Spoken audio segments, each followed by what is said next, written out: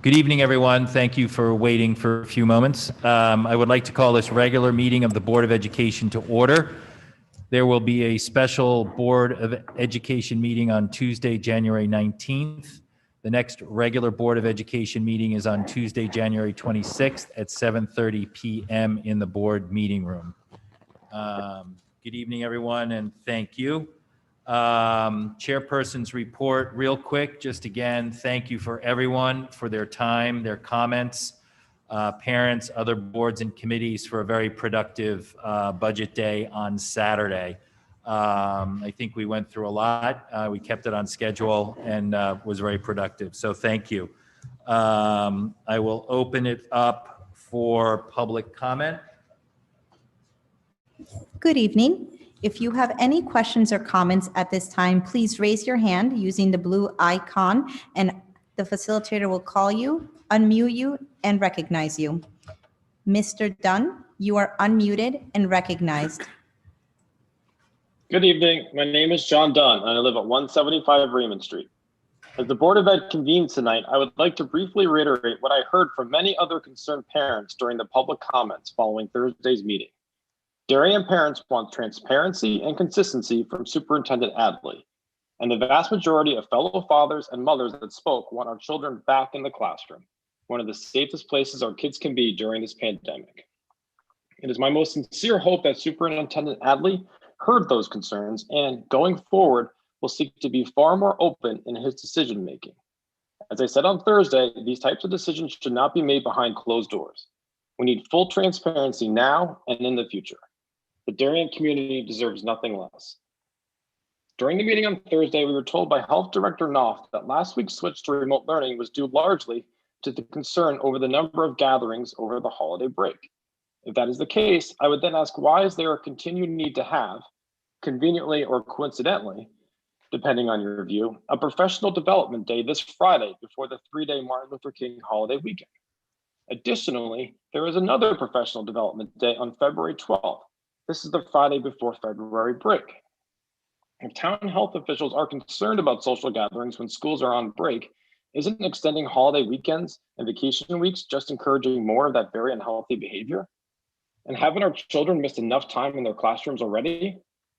I would ask that the board and superintendent consider changing these to in-person learning days. Let's keep our kids in school. Thanks for listening. Thank you, Mr. Dunn. There are no more raised hands. Oh, I take it back. Jacqueline Miller, you are unmuted and recognized. Hi, my name is Jackie Miller. I live at 84 Fitch Avenue. During these extraordinary times, I'm thankful to the board and the administration for the thoughtful consideration you've been giving to the district's transportation policy.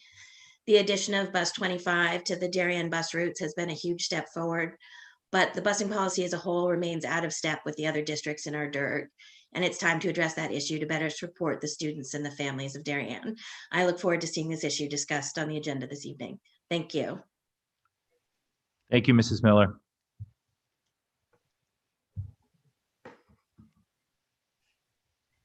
Any additional comments, Michelle? Excuse me, Mr. Dunn, do you have another question? I see your hand raised again. I do not. I'm sorry. That was by accident. Okay. We have no more raised hands at this time.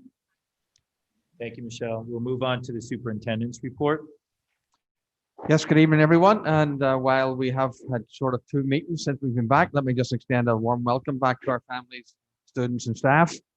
I hope everybody did have a safe, pleasant, and socially connected winter break. I too would also like to express appreciation to the members of the community who participated in Saturday's Super Saturday budget experience. Thank you for your comments, and thank for people's comments over the last couple of meetings on a variety of matters. Please know that we do take those under due consideration. We certainly were excited to open our doors again this week to welcome back our students and staff. Everybody was excited to see each other and to be back. And again, it's just a testament to the flexibility and being able to move between different modes basically seamlessly. So thank you to everyone concerned. This January, I'd like to recognize, along with some other accomplished musicians. John Raskoff is a high school sophomore, and he has been entered into the competition across the US and overseas. He will join the best of the best for the National Association for Music 2020 Virtual All National Honor Choir. John is a tenor in the high school tutor singer, so we offer him congratulations. We did send out some parent letters apprising parents of grades 7 through 12 for the administration of the Youth Asset Survey through Thriving Youth and the Community Fund, and that will take place in the last week of January, first week in February. I'm pleased and deeply appreciative to share that at an upcoming meeting, the Darien Foundation will graciously be submitting a gift request to help fund a K-12 robotics club in the district. Oxbridge is broken ground and is moving forward. Thank you to the parents this week as you have come accustomed to some new parking routines. We appreciate that. There is a finance subcommittee meeting this Thursday. Friday, as we've just said, is a professional development day with a focus on a variety of content area topics, social emotional learning, and collaborative times with teams. Monday, the district will be closed in observance of Martin Luther King holiday. Thank you. Thank you, Dr. Adler. Moving on to approval of minutes. May I have a motion to approve the minutes of the special meeting and executive session held on December 8th, 2020, and the minutes of the regular meeting held on December 8th, 2020. May I have a motion? I think we need a correction or an addition. I think we had one member who needed to leave at a point, and we just need to note that in the minutes. Oh, sorry, you're in the wrong one. Sorry, I was on budget meeting, I forgot. We split these into 4 motions. So there's this Oh, and okay, then you 3 have more. it. As long as you have it, you guys can. Yeah. Sorry. go So I'll ahead. repeat that. That's all right. I'll motion to Okay, adjourn. thank you, Mrs. Achman, and second by Mrs. Stein. May I have a motion? Thank you, Deb. Can't seem to get that down. All in favor? That is unanimous. Thank you. A motion to approve the minutes of the special meeting held on December 21st, 2020. May I have a motion? Mrs. Parent, the second, Mrs. Stein. I will abstain as I was not here at that meeting. All those in favor? Other than myself. Thank you. A motion to approve the minutes of the special meeting held on January 7th, 2021. May I have a motion? Mrs. Stein, the second, Mr. Maroney. All in favor? That is unanimous. May I have a motion to approve the minutes of the special meeting held on January 9th, 2021? May I have a motion? Is this, That's the one that will be as amended, where I need to add a departure time. Yeah, you need a okay, motion to Sure. amend. okay. Deb, can you get the mic? Okay. Making a motion to amend the minutes for the January 9th meeting to reflect the time of departure for David Brown, which I believe was 3:15. Correct. Anybody second that? I second that. All in favor? That is unanimous. Thank Sorry, you. who was the first? You were the. Well, I made the motion, and Deb then I made the think motion and seconded. so I amended the minutes. Now we have to approve the minutes as amended. So I have a motion to approve the minutes as amended of the special meeting held on January 9th, 2021. First, Mr. Brown, second, Mrs. Achman. Thank you. All in favor? That is unanimous. Wow. Thanks, Deb. Moving on to presentations, moving on to board committee reports. Mrs. Stein. I just want to let the public know the policy committee tomorrow, our meeting has been postponed, so it's canceled for tomorrow. We'll let you know as soon as we reschedule. Thank you, Mrs. Stein. Any other board committee reports? All right, moving on to presentations and discussions. Dr. Adley, Darien Public School status update. Well, we just got the status update. Well, sort of on Thursday, we had this discussion at length with our health officials, but just a wee update since we have come back, just to give a little sense of where we are in a couple of matters. And I also want to just talk about the hours and the days in terms of makeup. So obviously we assured we came back in all in for elementary and hybrid for our secondary students. The data that we have since we came back, there's about 37. A couple of kids have come off this in terms of just played out. So you probably have 37 as of today. Today's numbers are 6 cases and 5 quarantines. So I see Alicia on there, and I'll just ask Alicia if she wouldn't mind, just so it's not a late communication, to feel free to communicate that to parents. So it says January 12th, but it was January 11th that was dated. So today's we have 6 more COVID cases and 5 people quarantined. The data in Darien, the most recent data in Darien, sort of dropped slightly here from 37 on December 7th. It was 37.8, and it's now 34.1. And the data in Connecticut also dropped, as did slightly the data in Fairfield. Actually, the Fairfield, I beg your pardon. The data in, yes, I just want to make sure if that's correct. The data in Connecticut and the data in Fairfield both dropped slightly. We have about 600 between December, just the last date, December 15th and today. They're having around 600 remote learners.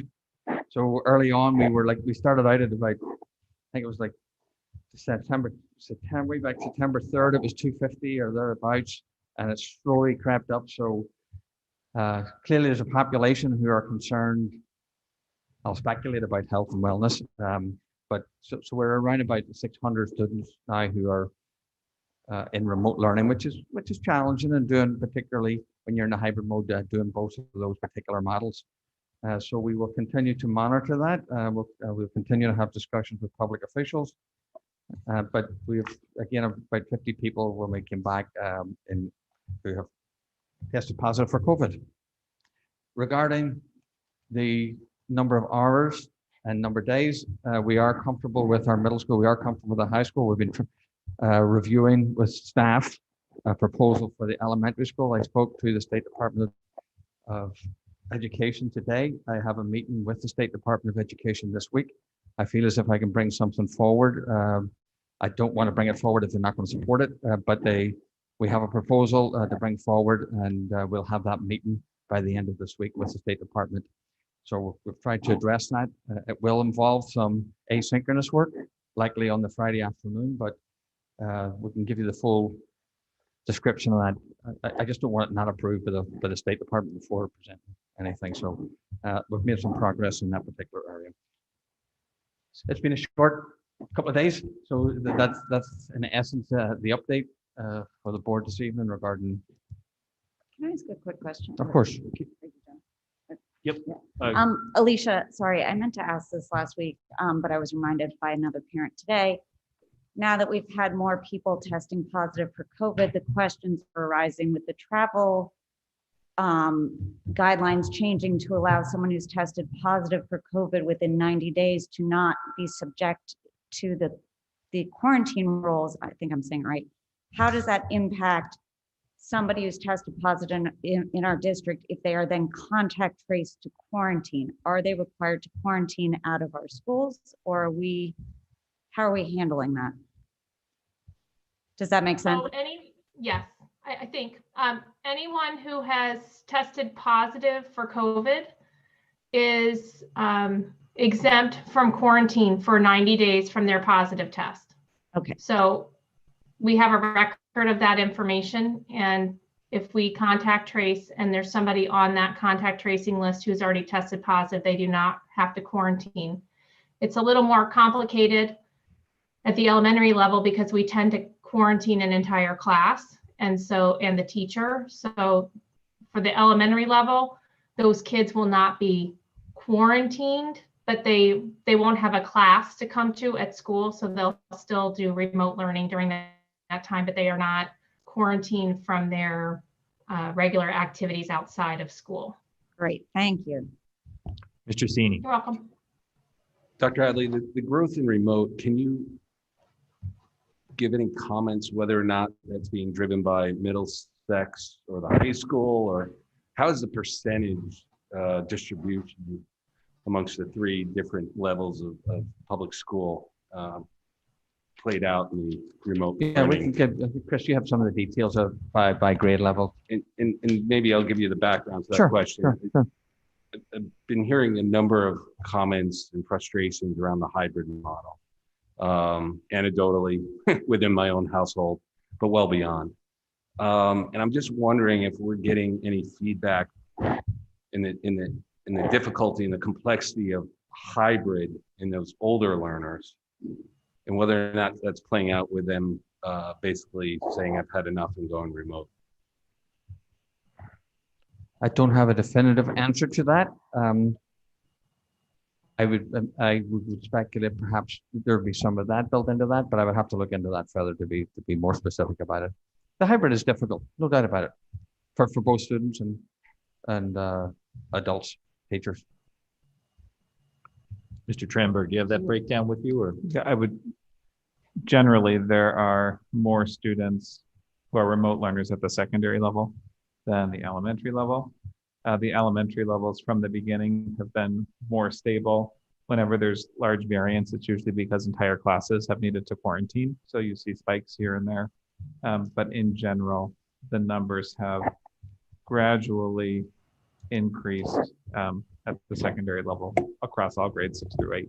So pretty even distribution 12. between 6 through 12. You don't see it more in the high school vis-a-vis the. Not at a glance, but I can crunch the numbers a bit more. All right, thank you. Mr. Tranberg, that's come up pretty much at every meeting. I would ask that you add kind of a graph on that so the data is just as part of this opening. I think it's something people are interested in seeing. Yeah, I can absolutely do that. It just Great. will always be volatile data because every time there's a class, it's going to excuse it very easily. But it'll give some idea. Yeah. Thank you. Mrs. Ritchie. Just to maybe elaborate on that a little bit more, I'm hearing from high school parents who've had kids that are going to school at the high school that it's a ghost town. So I'm wondering if there's a way we can, we have people quarantining because of, but right now it doesn't seem like many are quarantining from exposure to students that tested positive.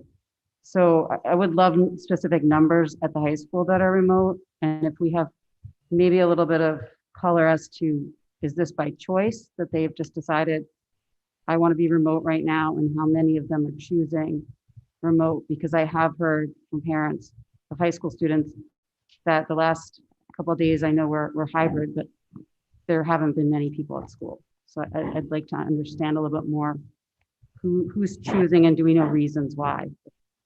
I do know some people haven't even returned from wherever they were with the holidays. Thank you. Mrs. Achman. So I think what everyone's kind of getting at is, what do we have any kind of broad brush picture of what it would take to get to a full return to school? Would it be state numbers coming down? Would it be Fairfield County coming down? There are definitely complexities with remote. There's definitely people who flourish or don't in remote. I think there's been some interesting comments, but also some comments like, where do board members stand? You know, I certainly think that both board members, educators, and administrators all stand that kids get the best education when they're in school, but it's affecting difficulties. So what are there any broad strokes you can share with us at this point of what a return to school might look like, or what factors might provide indicators for what that would be? Well, certainly the indicators locally in Fairfield County, in our school, in our town, in Fairfield County, if they continue to drop, that is certainly an encouraging sign. I think what we're seeing in the school, there comes a point where also a little bit, a small number of kids is maybe not ideal either to service in some ways, right? So it kind of, the reverse may also be the case where there's so few kids and children in school that it essentially defeats the purpose of the thing. So that may also be an indicator. And also what I'm hearing from principals who actually are on the ground in terms of what they're seeing and feeling in the school. So again, it would be an ongoing discussion with Alicia and our other two medical advisors, and that's a weekly discussion that we have in terms of trying to assess the situation. Mrs. Parent. Thank you. And just building on that, do you envision if we were to go hopefully back into school full time at some point, would you potentially think about doing MMS separately from the high school, or do you think that they're together in one lump sum? The middle school and the high school? Yeah, so it's like potentially could the middle school be full in and the high school remain hybrid, or vice versa? Both of those scenarios are possible, sir, yes. Mr. Brown. I had a question on the SEAC, and then I had a couple of questions for Alicia. Did I read that right? I know people got excited, but nothing's official until Thursday in terms of what happens for winter sports? That's my understanding, yeah. All right, but there's a thought they may go from the 19th. Correct. Okay. Alicia, quick question for you, looking at trends. I know there have been some thoughts we might have a spike after Thanksgiving. There were some thoughts we might have a spike after the Christmas and New Year's holiday. And I was looking on the data at the trend lines for the indicators for Fairfield County in particular, which all seem to be trending down for the 14-day average. Am I reading that right? That things locally seem to be on the downswing?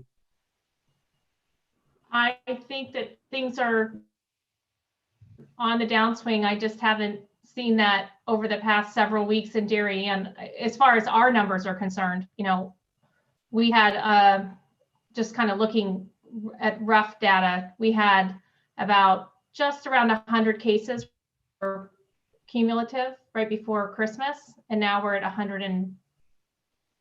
58 total. So we've had another 50 cases just in the past 3 weeks. When you kind of try to separate that data out a little bit, you see that there are probably 20 to 24 cases at the high school, like half of that. And that's based on gatherings and through contact tracing. That's what we can kind of determine that those were kids that were together. Sorry, I just was going to ask you to follow up. It doesn't seem to be the travel related spikes we were fearful of. We are seeing some travel related spikes as well, people coming back and surprised that they've tested positive. Okay. But I don't know the exact number of those. Mr. Maroney, do you have your hand up? Okay, good.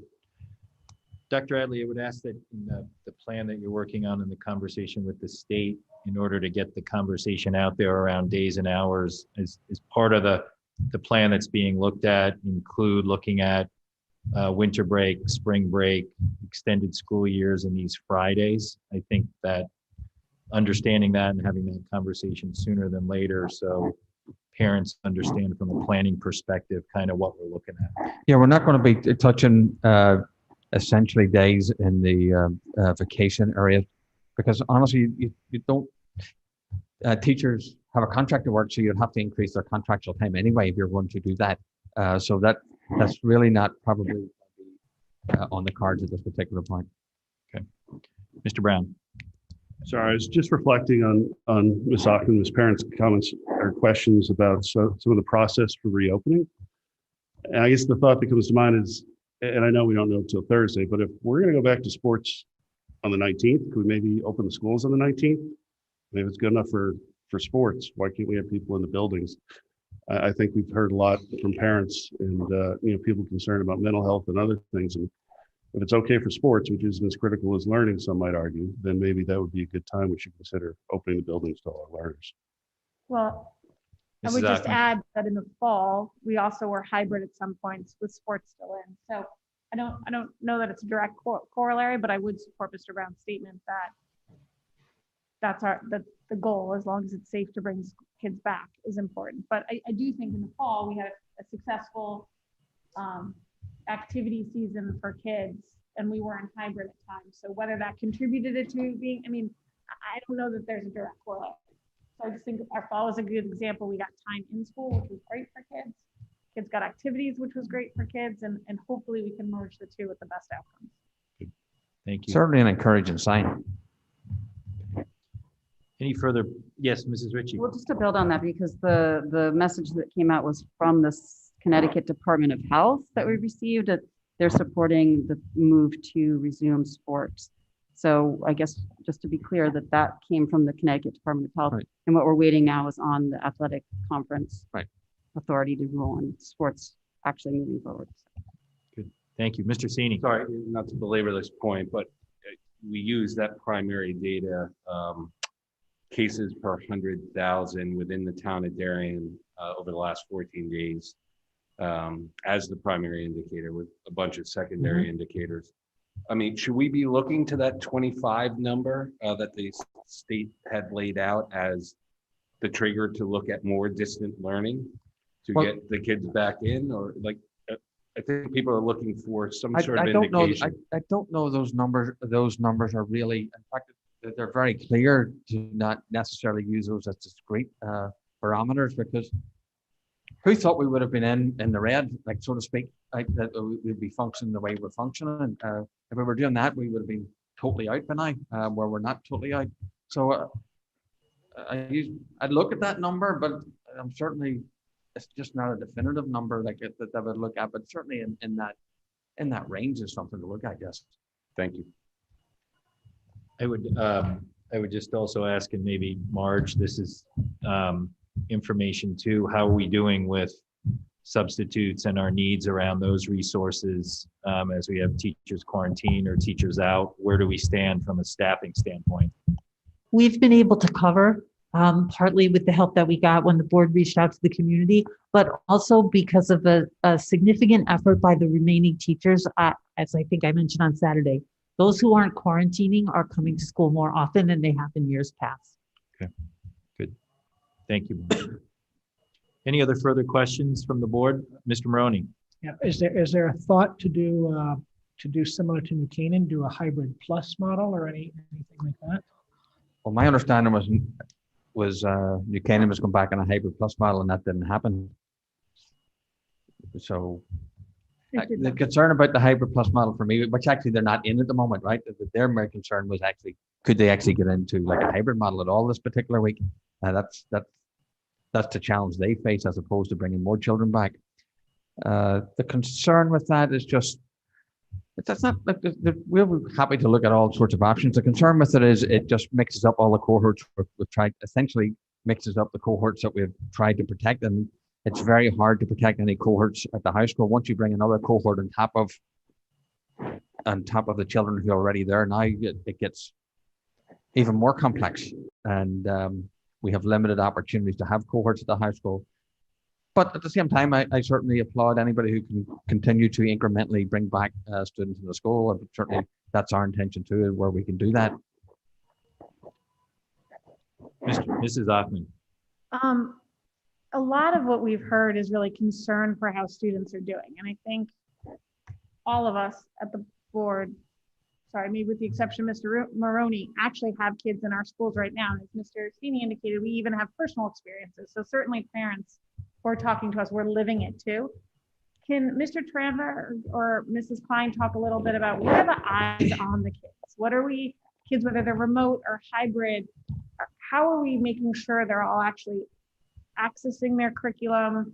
You know, is it guidance? Is it teachers? Is it SESs or case managers? Like, what's the holistic approach to reach kids who usually you see in a classroom every day, and now you might see 2 days or only on Zoom? Or I just want to make sure there's care for kids. Yeah, I'll certainly start from the general education approach. Is the first point of contact that students have is with their classroom teacher.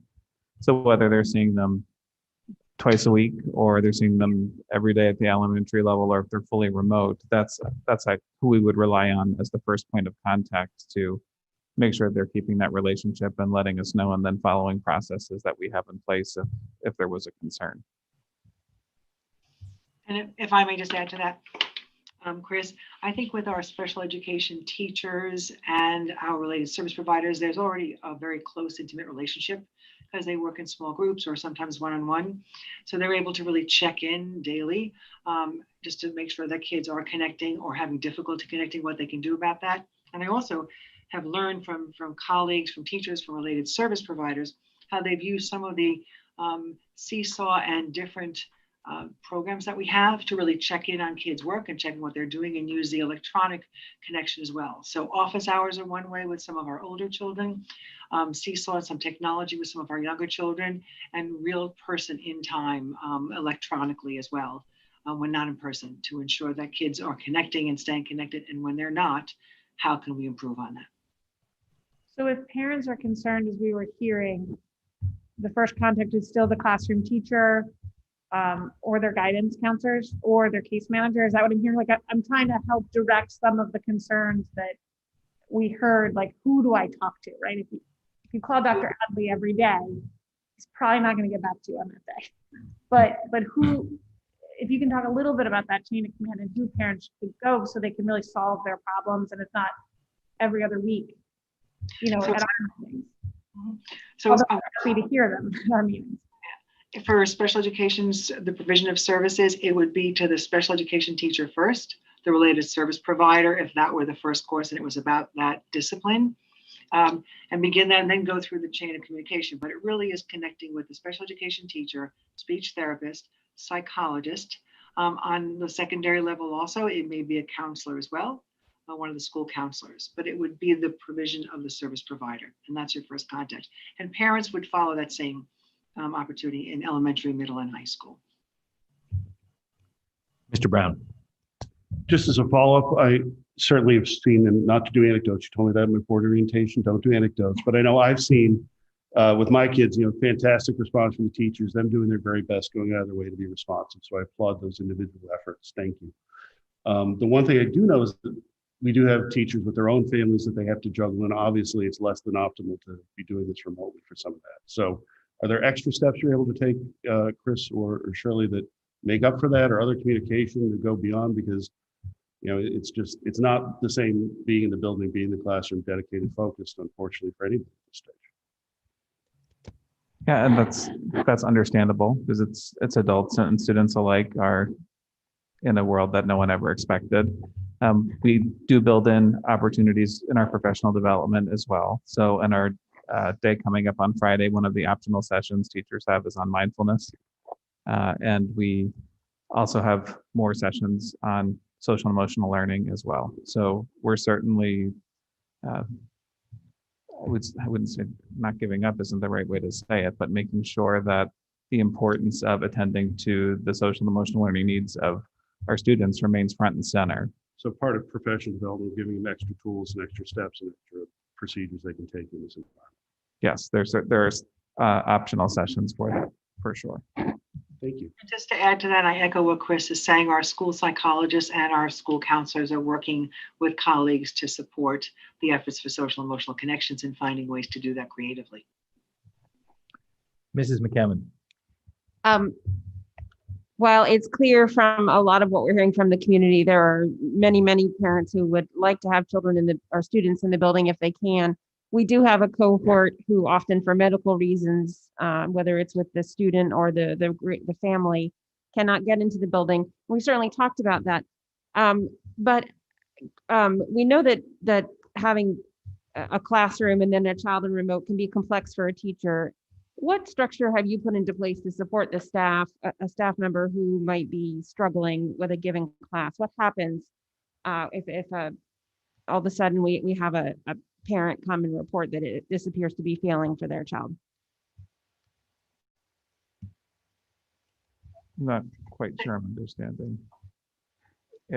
Well, there are probably cases where we have a student who is in remote for medical reasons, who is unable to access the learning, or where there may be a conflict between the home environment and the school environment. Not necessarily because of any fault on any part, but it's just not working. What resources does the school building have to help troubleshoot a situation like that? So I can help with that, Chris, if that's okay, just for some. And I think that was the creative part that I had mentioned before, which is we bring in the resources of our school psychologists. We bring in our school counselors, our social workers. Many of our administrators and colleagues also have those skills of who that child connects the best with and who that family connects the best with. For some of our fragile children, when I said creative, we come up with some extraordinary ways to do that. We have one psychologist who designed with a student a session that they have to make sure that they're working through some of those opportunities between themselves and able to generalize it into the classroom in the larger environment. So I think our clinical staff really helps with that, as well as our administrative and our pedagogical staff as well. But it's going on every day. There's children that connect with their teachers, psychologists, social workers, counselors, or other school personnel to exactly work through that with their families and their students to be able to re-engage or improve their engagement while they're going through a difficult time of remote learning. Thank you. Any additional questions from the board? I'm sorry. I have one Yes, more, Mr. Senior. and it's one that I get continuously asked. You know, the experts have said the younger the child, or the younger the cohorts, the less risk there is to the health of the community within those schools. So would it, at some point, would it make sense to see Middlesex go before Darien High School? And I guess the question is, what is the constraint around Middlesex? Is it the density, the size of the student body within that building right now that is concerning the experts and the administration? Well, certainly, I mean, the younger children, right? The younger they go, so I certainly recognize that point, and that's an important factor. And the ones that you just talked about, John, the density of the building, the complexity of it, the staffing of it, that just makes it a wee bit more challenging. And they've done yeoman's work up there at that middle school. Just, I mean, I'm tremendously proud of the efforts of the staff up there to really try and make that work. But again, to go back to Sarah's question, it might be that one goes before the other, right? And we may be able to get somebody back, one group back before another, or simultaneously. Okay, thank you. I think all the questions the board's asking this evening are very pertinent, right? And your experiences are very relevant and very important to hear, because you're reflecting your own experience as a parent and your own experiences of your children. And just rest assured that if we can get the children back, that our students back into school, that's what we're trying to do. Good. Thank you, Dr. Adley. All right. Moving on, follow-up discussion on January 9th board meeting. Questions on the 2021-2022 proposed Board of Education budget. So again, thank you. I sent you this afternoon. Again, not for you to be able to read it necessarily, but just so you get sort of access it and walk through it with us. I want to thank the team for in a pretty quick clip to put this together under the leadership of Richard. And what was done this evening is tried to answer most of the board questions, and with your approval, we'll simply go through those. We've infused a couple of board has for a couple of wee updates, further information on some things, and we've selected a couple that we thought we could sort of do fairly quickly for you this evening. We won't draw it out as long presentations.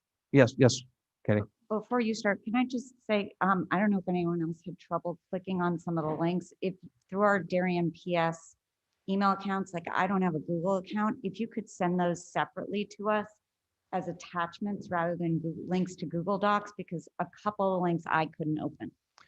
I literally just found out before this meeting that a couple of people had that experience. My apologies. So if you guys could just send them separately. Well, that is more a user area than a. And they should be corrected now. So if you couldn't before, you should have access now. Chris, you don't want to hear that we still can't. Okay. There's two, I think. Maybe as we go for it. All right. Just So with your, what I maybe just propose to do, we just run through these, each question, just since there were questions asked by the board, and if you want to deliberate on any of them, we can certainly elaborate further on those. The STEM update, and we would suggest that proposal is a wee bit more comprehensive, and if we, with your permission, do that on January 22nd at a board meeting. What was the impact of one less para? We can't say that it's not reduced supervision. It is. It's one less person. The two library media specialists would then assume the rest of the responsibilities. For the most part, the paras distribute books, oversee the desk, while the media specialists do their work around the library and the teaching and learning part of it. So it is one, like it's one less person, right? So one less person to do the work. I'm going to pause unless people want to stop me. Is that okay? Yeah, look, why don't we do this as you go through it? If anyone has any questions, raise their hand, and then I'll call you, and we can, that way we can get through it, but we can also recognize where there are questions. Good, thank you. The removal of the team taught classes, since it had a sort of a variety of layers to it, we've just deferred that one to the 26th also, because it's more of a comprehensive sort of review for you.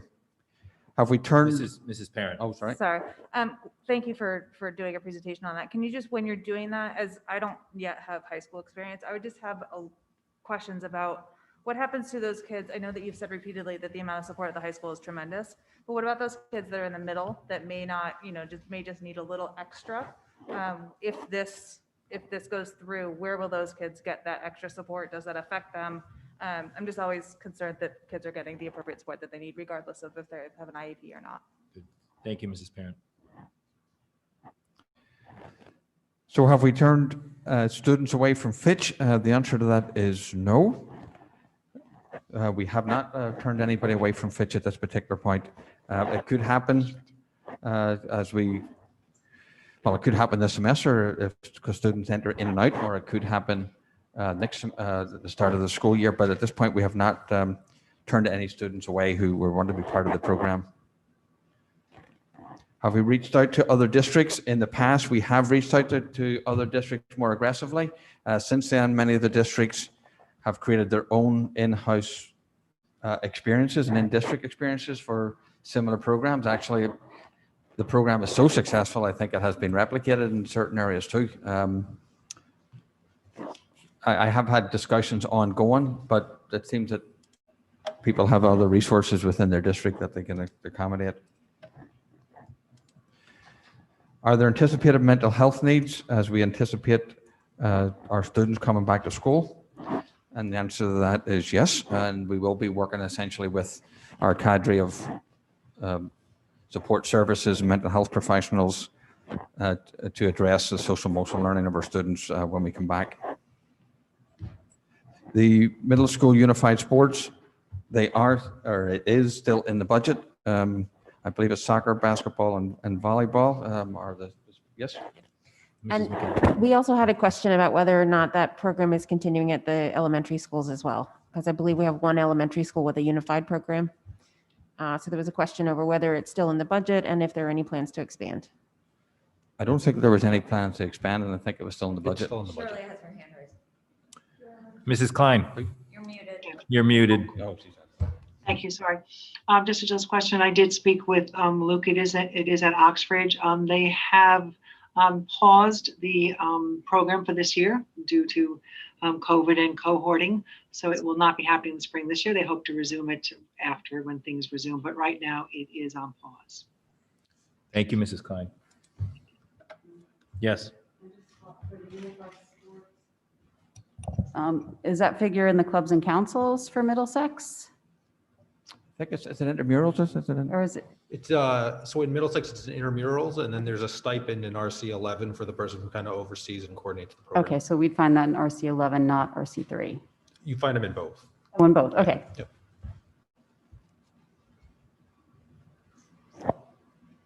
Okay. An analysis through the spreadsheet from paras to lunch monitors at the elementary school, and well, hopefully this will come up for us. Can we get, Michelle, can we get that up, please? What was the question again, Mr. Radcliffe? Can we just open up Dr. the Adley? link? Could you possibly open up the link, the lunch monitor link? Absolutely.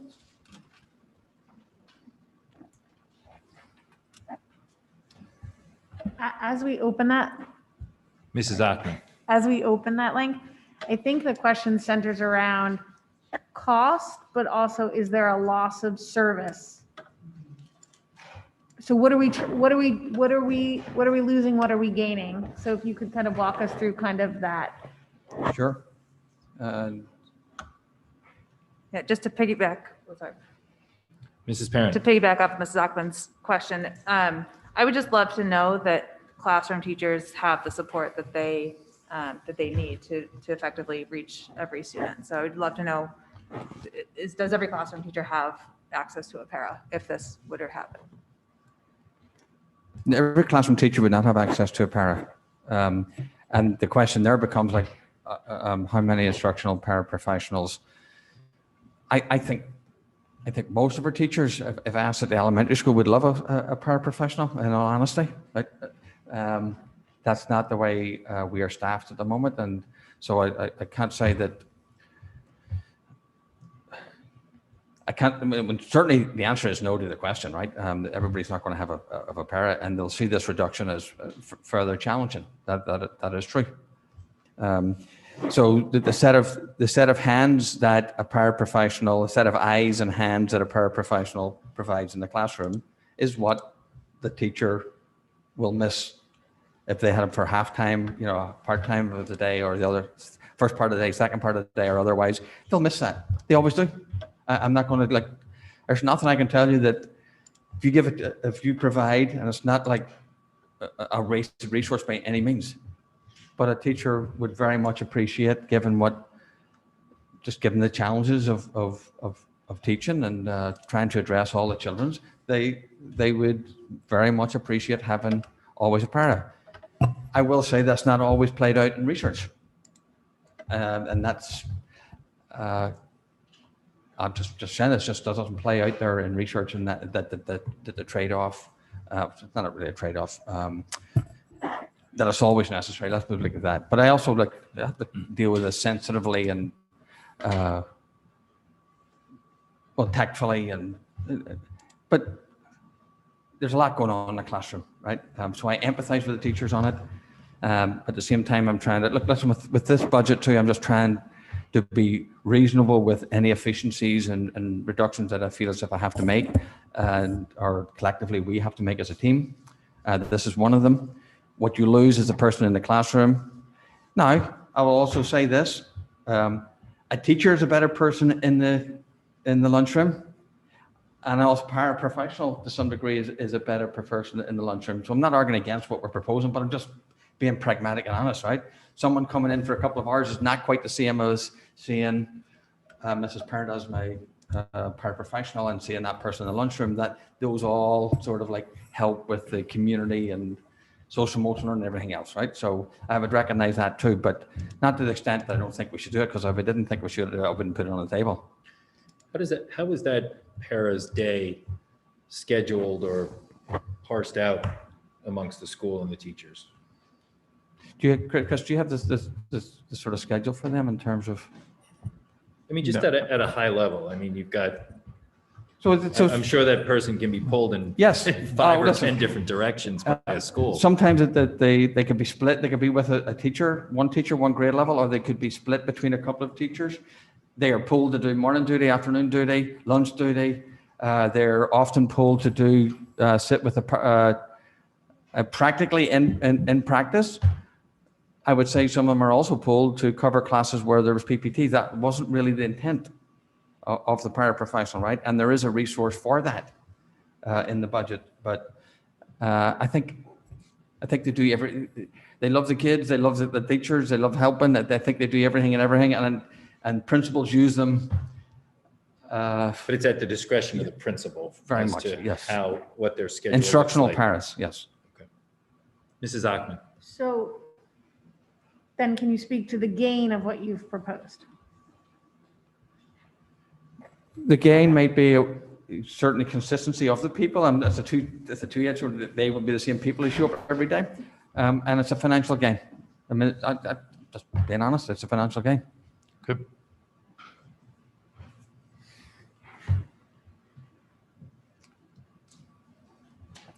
Are we going to move on to the next? Did we get the spreadsheet? Or Yes, the you have spreadsheet was access- up there. You have access to Yep. the saving, right? Good.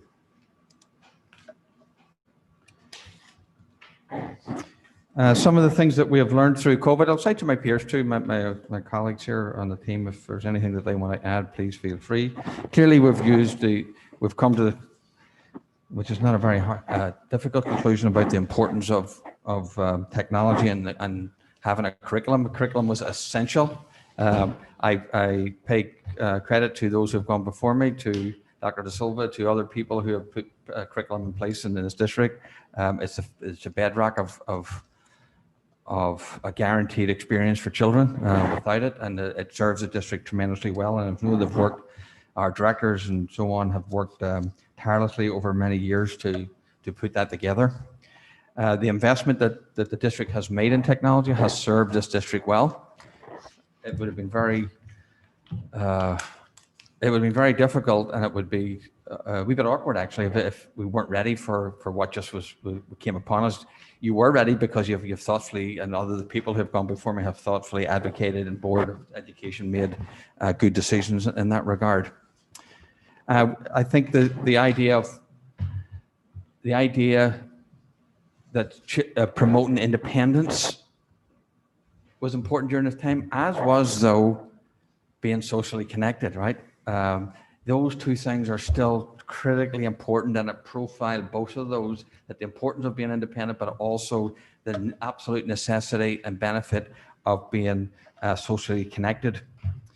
I will say that the whole question about the K-2 experience, we scrambled a wee bit for K-2.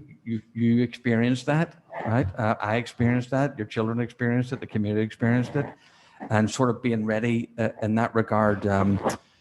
That is why, in part, that we're bringing forward the K-2 proposals in the budget this particular year. We're now committed to a lot of processes. One of the things as an example, like Seesaw platform, we never had that, right? And the professional learning of the staff. That's now ingrained in what we do. We can't turn the clock back, right? You can't just, and that is such a great piece of a great platform to use just as an example, but there are other examples in that process. We just can't pull that away. I also learned what people can do working together. And we also learned what two people can do fairly quickly. The amount of professional development we would have needed to do to get the teachers to where they are now, or myself to where I am, or anybody else in terms of like what we have learned, would have been an inordinate amount of professional development.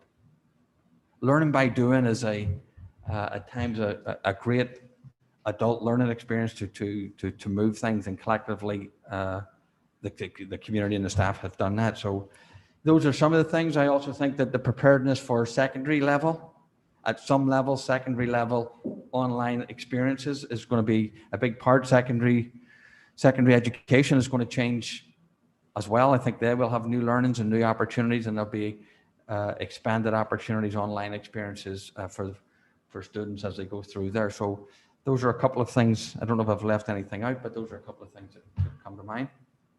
Mrs. Ritchie? Just following up on the K-2 one-to-one initiative, what are the K-2 students using right now as their devices? So they have the Chromebooks that are they're sharing carts like 2-to-1 between one cart between two classrooms. In classes.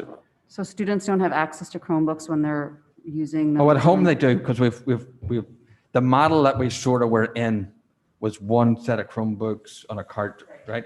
But we subsequently got Chromebooks for all the kindergarten. So at this point in time, all K-2 students have a Chromebook that they're using for when they are remote? Yes.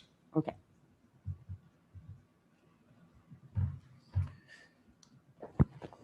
Are we good? Yep. Building subs, that is a historical thing. Essentially, the homeschool has had one more, not because it's a higher, not because it's really had a higher enrollment. In fact, I think someone pointed out here that Oxbridge, was one lower. So, but ultimately, it averages out to a school. That person doesn't necessarily stay at that school the whole time. We haven't changed it because, on average, it's to a school. That's the honest answer to the question. Mrs. Ackman? So do we experience that third sub floating, or I know they can float throughout all 5 schools, but do we actually experience that, or no, they mostly Holmes has just been able to utilize all 3? Mark, do you want to just comment, please? So I think that they float, and from time to time, if somebody has none at the beginning of the year, one of the schools has none, and so Holmes may have hired another one, and then they give it to the school that has none. So that really was just sort of a snapshot. It's pretty fluid. Thank you. Good. We're good? Yep. Okay. Can we have more information on the open choice program? So this is where I'm going to just, there's a couple of these wee sections, not too many that it gets real long for you, but I felt as if I could sort of very quickly give an overview. You can take it, read it yourself. We can move on a little bit. I appreciate that this one technically isn't in the budget. We continue to talk about it a little bit, but there's another one or two presentations like this, but we'll move through it pretty quickly. Could you expand that for me, please? Or or can you read that? There you go. There's a couple of areas where the open choice operates, and it's primarily in the Greater Hartford area, down in Bridgeport area, and down in Yale. Okay, so that's their New Haven area. That's really the areas where actually it is established at the moment. It was first established back as a sort of strategy for the 2003 Chef versus O'Neill desegregation settlement agreement, that was a sort of an equitable, the claim was we weren't getting an equitable sort of education in the Greater Hartford area. It is a formalization of a long-standing program that goes back about 50 years, which used to be called Project Concern, and that was where districts just voluntarily took students in the Greater Hartford area from Hartford and went to the suburbs, and it was then transformed into open choice program. So as you can see, or sorry, as it says here, it's in New Haven, Bridgeport. They also participate as well as the Hartford area. It's established by legislation, and the reason is to reduce racial, ethnic, and economic isolation. We have a responsibility in our reporting every year to say, how are we doing that? So one of the areas to actually do that is by actually participating in this particular program. Generally, it's a K-12 program. Not exclusively, though. Again, in the Greater Hartford area, there's pre-K. But in this particular area, in the New Haven area, it's predominantly K students. The program details, there's about 250 kids who participate through CES, which is our service provider.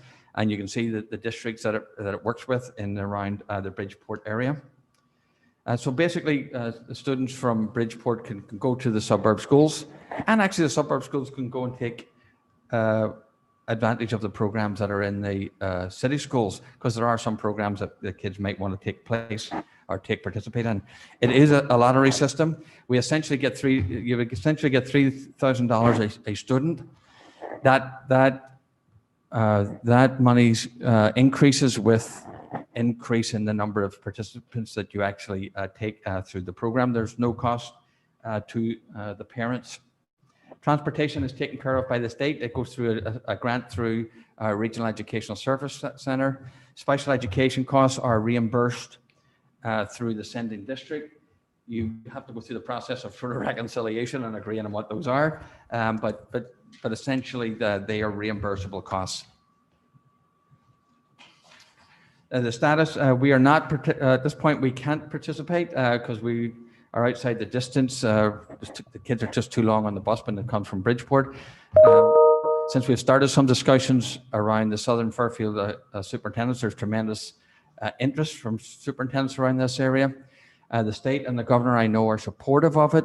Legislators we've contacted legislators, they're supportive of it. We're hopeful to try and get something to happen this year. I mean, we've been skeptical in the sense of because the lottery generally takes place right around March time. So I would be very happy if we could get it in place for next year. I'd be thrilled and delighted if that would be the case. So with board members, I would encourage you to join me in that venture and trying to support that. And we may be sitting here, if it's not this year, next year, ready to participate in the program. Again, you can participate, take children anywhere through the grade levels. It would be my recommendation you take the children early. You have the most chance of being success and in the spots where you actually have seats to do that. That's a quick walkthrough. Yes, John. Mr. Sini. Sorry. So at this moment, you're not asking for any sort of approval. We're going to have to get approval from the state before we participate in the program, or do you need an approval from the board to ask the state to participate? Maybe you can help us with that process. Well, that's a wee chicken and egg type thing. I'm trying to read the board, and my sense is at least you would be open to actually considering that. And it has to go through the education committee, then it would have to survive appropriations, then it would have to survive the governor's budget, and then the remaking of the governor's budget. So I wouldn't be a betting man saying that I think it's going to actually happen. I would hope it would. I'm going to continue to, and if it doesn't, there's still significant interest from the parties concerned. And there's also significant interest from surrounding towns, so we continue to advocate for it. It's not a big investment. It's the simplest, ready-to-go program, plug in and play, biggest bang for the buck and return investment you'll get. So I guess my question is, do you want a formal vote from the board saying, Dr. Adley, we'd like you to pursue this program, permission from the state to participate? Well, yes, I certainly wouldn't want to come back and go, like, we've got the opportunity to participate and we say no. So if there was a sense that we're supportive of it, I am trying to take a wee bit of a read that to date you haven't said no to it, and that there's other things to discuss, I understand, but that's my first question. I would support maybe a formal action by the board at a future meeting, Mr. Chairman. So maybe you can... Yeah, I think as you know, we've gotten more information this evening. I think people should take away this information, come up with more questions, and then we can have it as an agenda item in terms of our support of Alan continuing to pursue our participation in the program. Mrs. Stein. Can I just ask one more follow-up? I'm Sure. sorry. Is it only out of the Bridgeport community that the students can attend? You said you're working with surrounding communities. So there are surrounding communities here who have indicated an interest. Norwalk is one of them. Stamford is another one. They would make a lot of sense in terms of proximity. Okay. I'm sorry. So we would do a more localized version of what currently exists. In other words, yes, we wouldn't be taking the students from Bridgeport because it's too long for them to travel. So we would be looking at a more of a lower Fairfield County program. Yeah. It doesn't exist currently. Correct. Yep. Mrs. Stein. Just one quick question. What is the sibling policy with this? So say it's the sibling policy. Yeah, you sort of. How does that work? Well, you tend to you tend to look favorably upon a sibling policy. If a child is in there, what they try to do is match the sibling with the school district. Over the years, that hasn't always worked out, and one's in this district and one's in that, and you probably have a sense as a parent how this gets crazy. It's not impossible to do that, but they tend to would a district look favorably upon a sibling? That's okay. Thank you. I'm actually tremendously excited about this, and actually what's making me excited is the board's excited about it. Yeah, good. Thank you. Uniform replacement cycle. Sorry, just lost my place temporarily. Uniform replacement cycle distributed. Which? Am I over the page? Oh, sorry. Yes, I'm over the page. I'm sorry. Could you just pull that up, please? Yep. I don't know if board members can see it on their computer or not. No, the uniform. Uniform.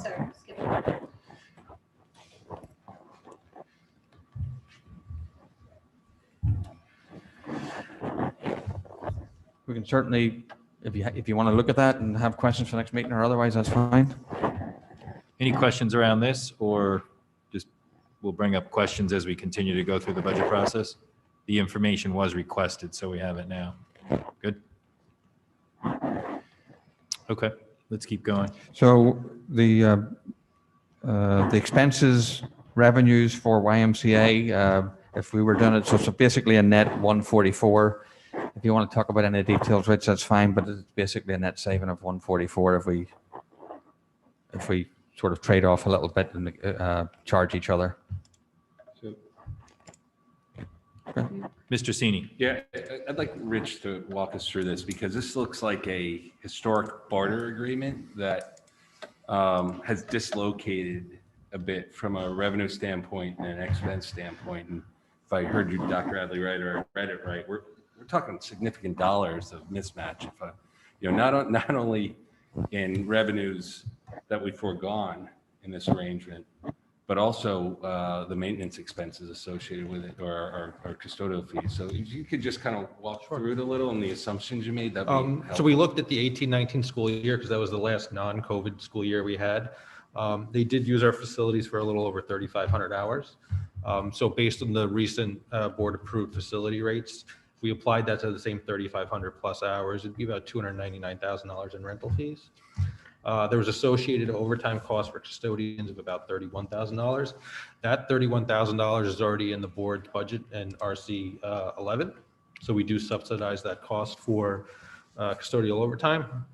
Based on what we were billed this year for girls swimming, it was about $68,000. Assuming the same cost for a normal season for boys swimming and then gymnastics, we would have an expense of just under $155,000. So the difference is that $144,000 in net revenue. This assumes that the YMCA doesn't raise their prices beyond what they charged us this year.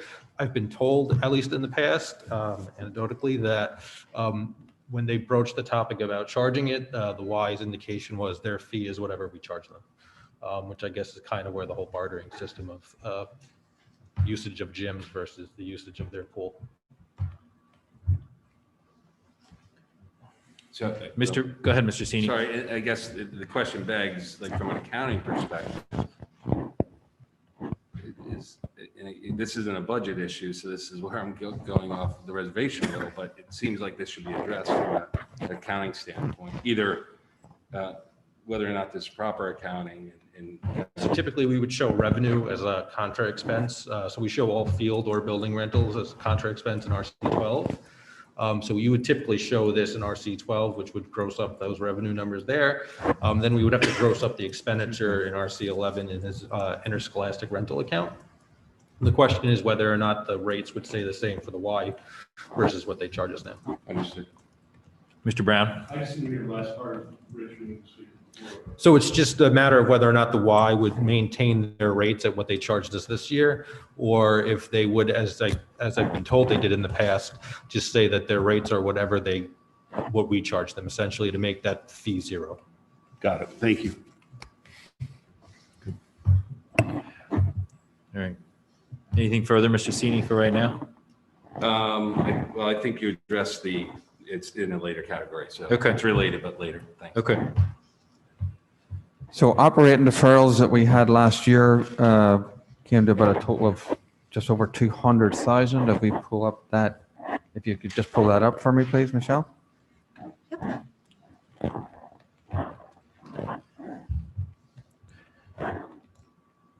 We did have expenses in capital of 480, but if you looked at the operating budget and took the 0.2,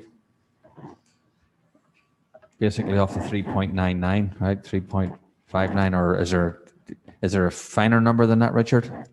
So if we didn't have the deferrals, the 399 would be 378, and then the capital budget would go from 23 to 18. Could you repeat that? I'm sorry. So if we didn't have any of the operating deferrals of the 218,000, the 3.99 that's proposed would be 3.78, and then the capital budget would be the 2.3 would go down to about 1.8 million.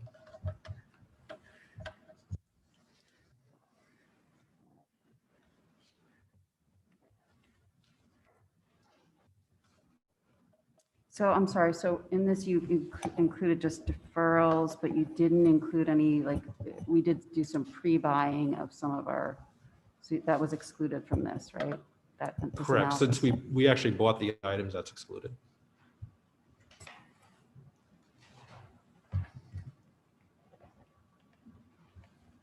So just, Go ahead, Mrs. Achman. sorry, I promised to get better with that. No, that's good. So just to do apples to apples, we didn't include the pre-buy, even though that money would have gone back to the town and would have been in this budget.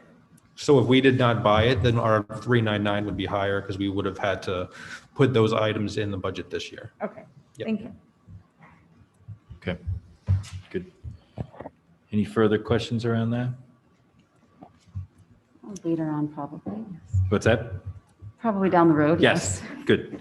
Well, a lot of this is getting the information out there, and if there's any other information that adds to some clarity around here. But I think that was a good exercise in understanding what was deferred that has to come back into the budget this year. You can't keep pushing it off, some of this stuff. Why are not all sports required to pay 30% of the use of an outside venue? I'm just sorry, can I just go back to that last item? Sure. I'm sorry, Rich. So we also, as part of our process last spring, eliminated a couple of, like, field trip expenses, so that you didn't include in this analysis. But we got rid of some travel expenses. So the travel expenses, we largely maintained flat for 22. So that's why I did not include that, but I did not include 3750 for field trips. And we eliminated some transportation for special education. So that is in here. That's RC 24 ESY buses. Oh, okay, sorry about that. Okay. Good.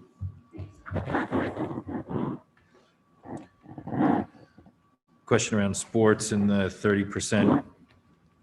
So some of this is also getting filled in a little bit, continued about the history. So you may be a wee bit more familiar than I am, but I think the essence of it is our divers couldn't be accommodated at the Y. It's moved to New Canaan. And if they were paying 30%, it's going to be, because there's a small number, it's a pretty significant number. I think that's the essence of it, I think. I can, Mrs. But you can probably. well, I have a little history on this matter. So the Darien Y did have a diving board, very old, had to be replaced. Unfortunately, when they went to replace the diving board, because of the depth of the pool at the Darien Y, it no longer conformed to regulations. So therefore, our diving board could no longer be installed at the Darien YMCA, and therefore that facility is rendered useless for the divers.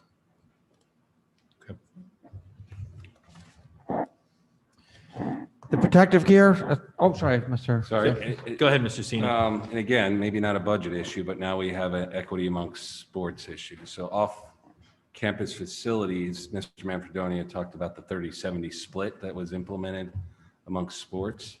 It does have a budgetary impact because now we're not collecting fees from certain parents in certain sports that are operating off facilities that we now have a cost in, while others like ice hockey, skiing.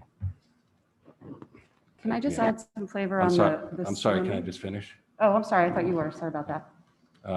We aren't. So that also now we're not collecting certain contributions from certain teams while other teams are contributing to the cost of off-site facilities. So again, we kind of COVID kind of opened up the window in terms of defining certain costs of certain facilities. And I think this is something that's pretty important given that these are public facilities and there's significant dollars tied to them.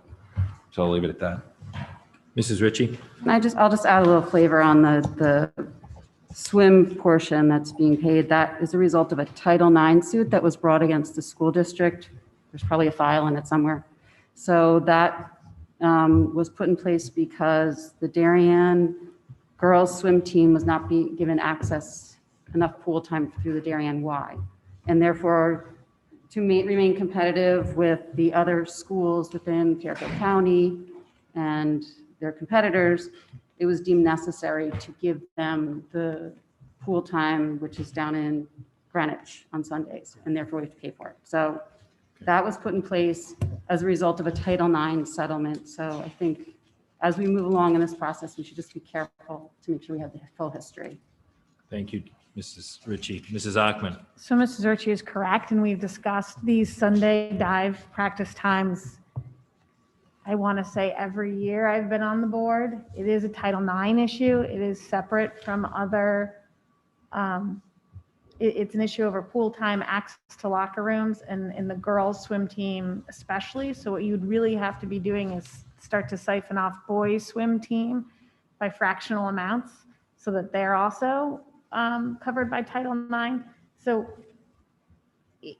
it's much more in depth around swimming and that Title IX suit. But the board has discussed this multiple times. Thank you. Okay, let's keep moving. Dr. Adley? The protective gear. Well, my understanding of, again, getting caught up with the history completely, but essentially some of these sports, they have traditionally or historically brought their own equipment and others have not.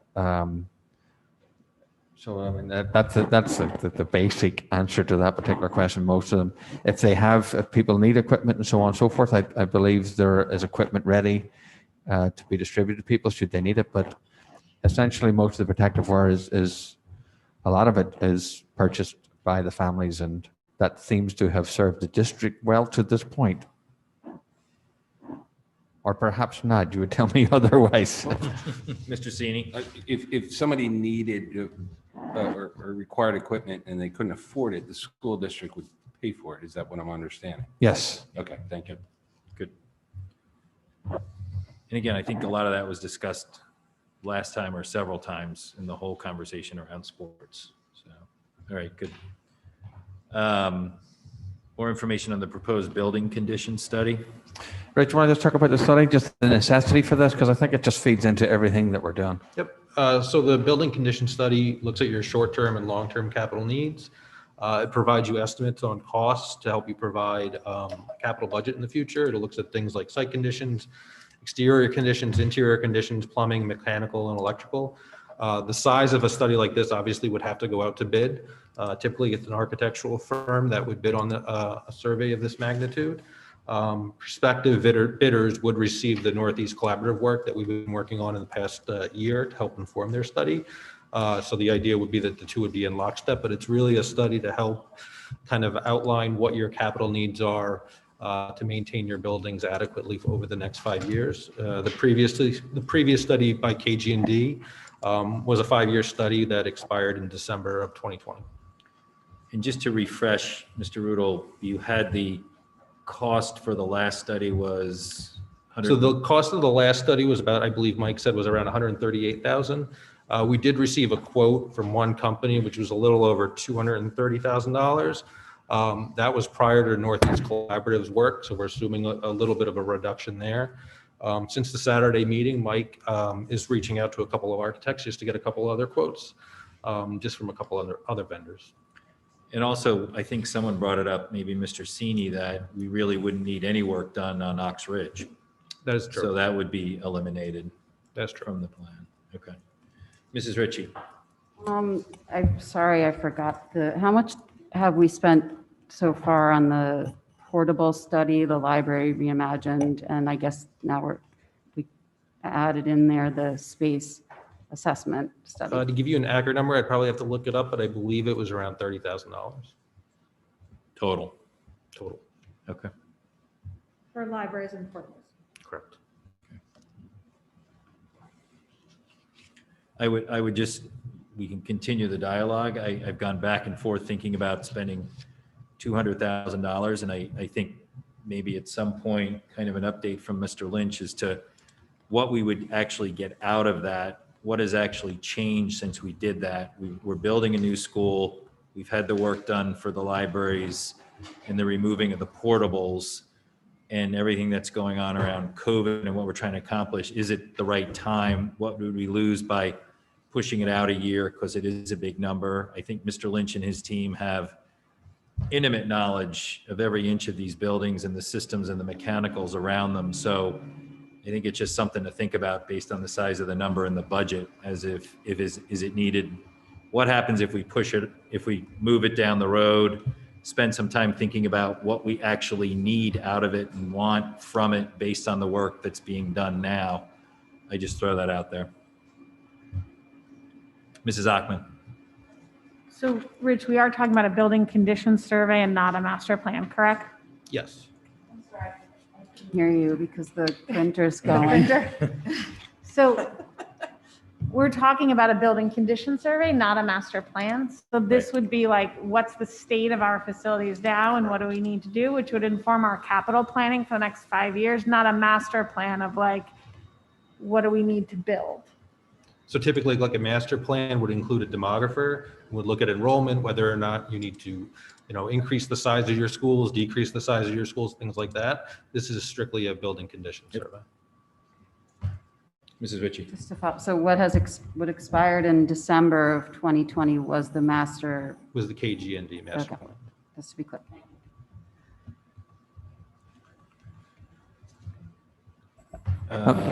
Go ahead. Well, the question about whether we defer that or not is, I wouldn't be recommending deferring it. But that to be just further discussed, but I think that's going to serve the district well in the upkeep of the buildings. The schedule, the deferral schedule, I think that's the same as what we had the last time. Sorry for being redundant on that. So that's fairly straightforward. So the Chromebook, the tech plan, we have a few slides here. Mr. McGettigan, Dr. McGettigan's here just to share a couple of things about K-2 to try and frame that, and we can answer those questions simultaneously. But Joan, are you there? Yes, I see am, you. Dr. Adley. I see you. I'm going to just turn a couple of slides over to you, and if you just talk to the board about the plan, where we are and what the plan is. Not the tech plan, the slide deck. There we go. Thank you. Good evening. First, I would like to provide some background as to why we advocate supporting a school-issued one-to-one program. If you could go to the next slide. Thanks. So this type of program provides equitable access for all for remote learning, which I think we're all in favor of. School-issued devices reduce the need for teacher tech intervention.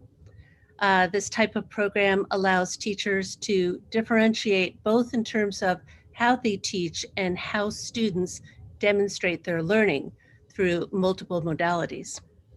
The one-to-one program provides teachers with valued formative and summative assessment tools. The one-to-one program facilitates standardized testing, certainly. This type of program also provides the district with the ability to monitor devices in compliance with our acceptable use policy, which would not be the same if we had privately owned devices.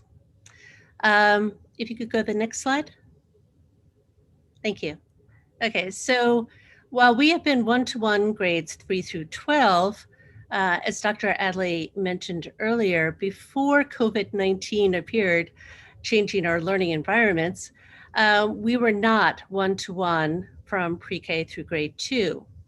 The situation that we had is we provided 1 cart of Chromebooks for every 2 classrooms.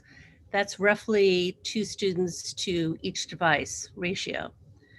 During COVID-19, though, we moved as rapidly as possible to provide each of our young learners with a Chromebook.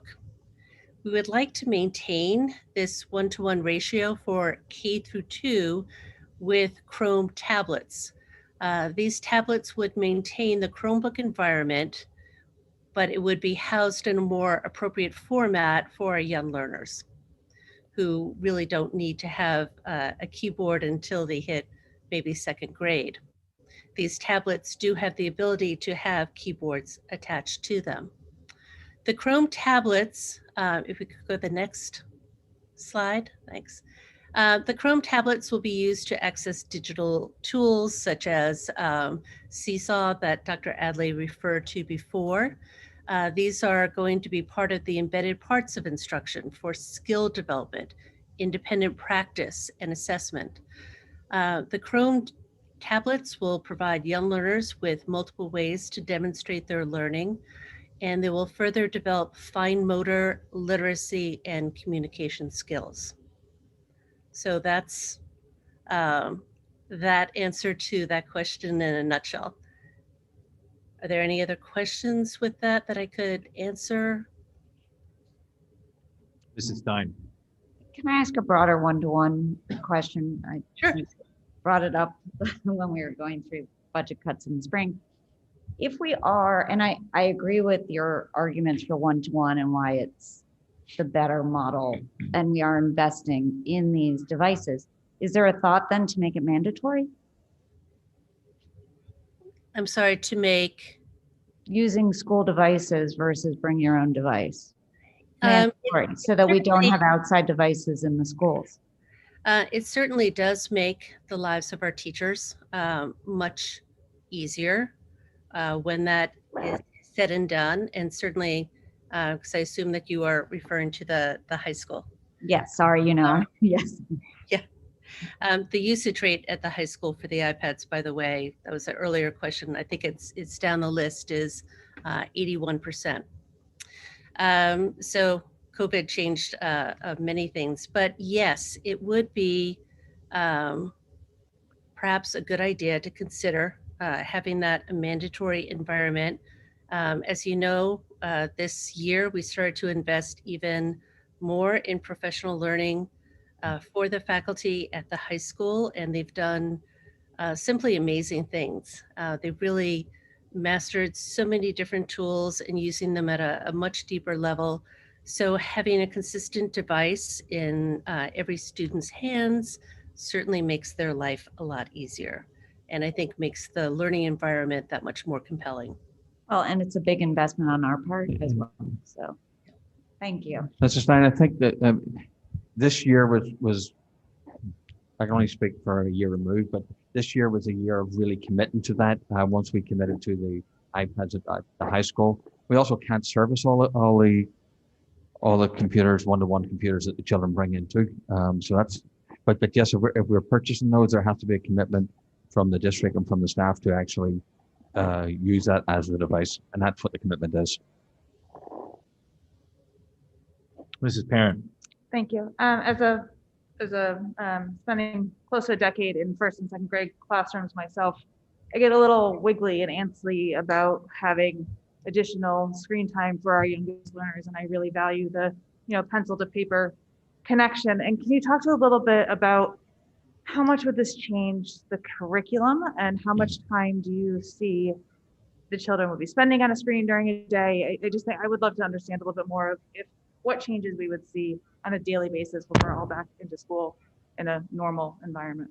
So Mrs. Parent, are you referring to K through 2? Yes, K to 2. Okay. Certainly that's always a concern, right? For young learners, play is the best way to learn.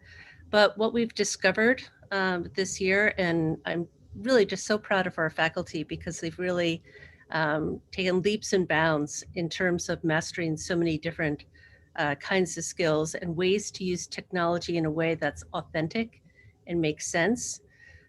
So it's not a tremendous amount of screen time, but it's very meaningful use of screen time. And toward that end, they've really discovered the power of it in independent practice, being able to have students who are very young learners be able to use the tools in Seesaw to be able to record their thinking, to be able to capture their learning in different ways. It gives teachers further insight into what is going on with the students. So it's proven to be really valuable, but it certainly would not be expected that every K through 2 student would spend hours on devices. That certainly is not something that we advocate, but we do advocate for the authentic use of technology in ways that helps provide additional learning pathways for those students. Great, thank you. Mrs. McCammon.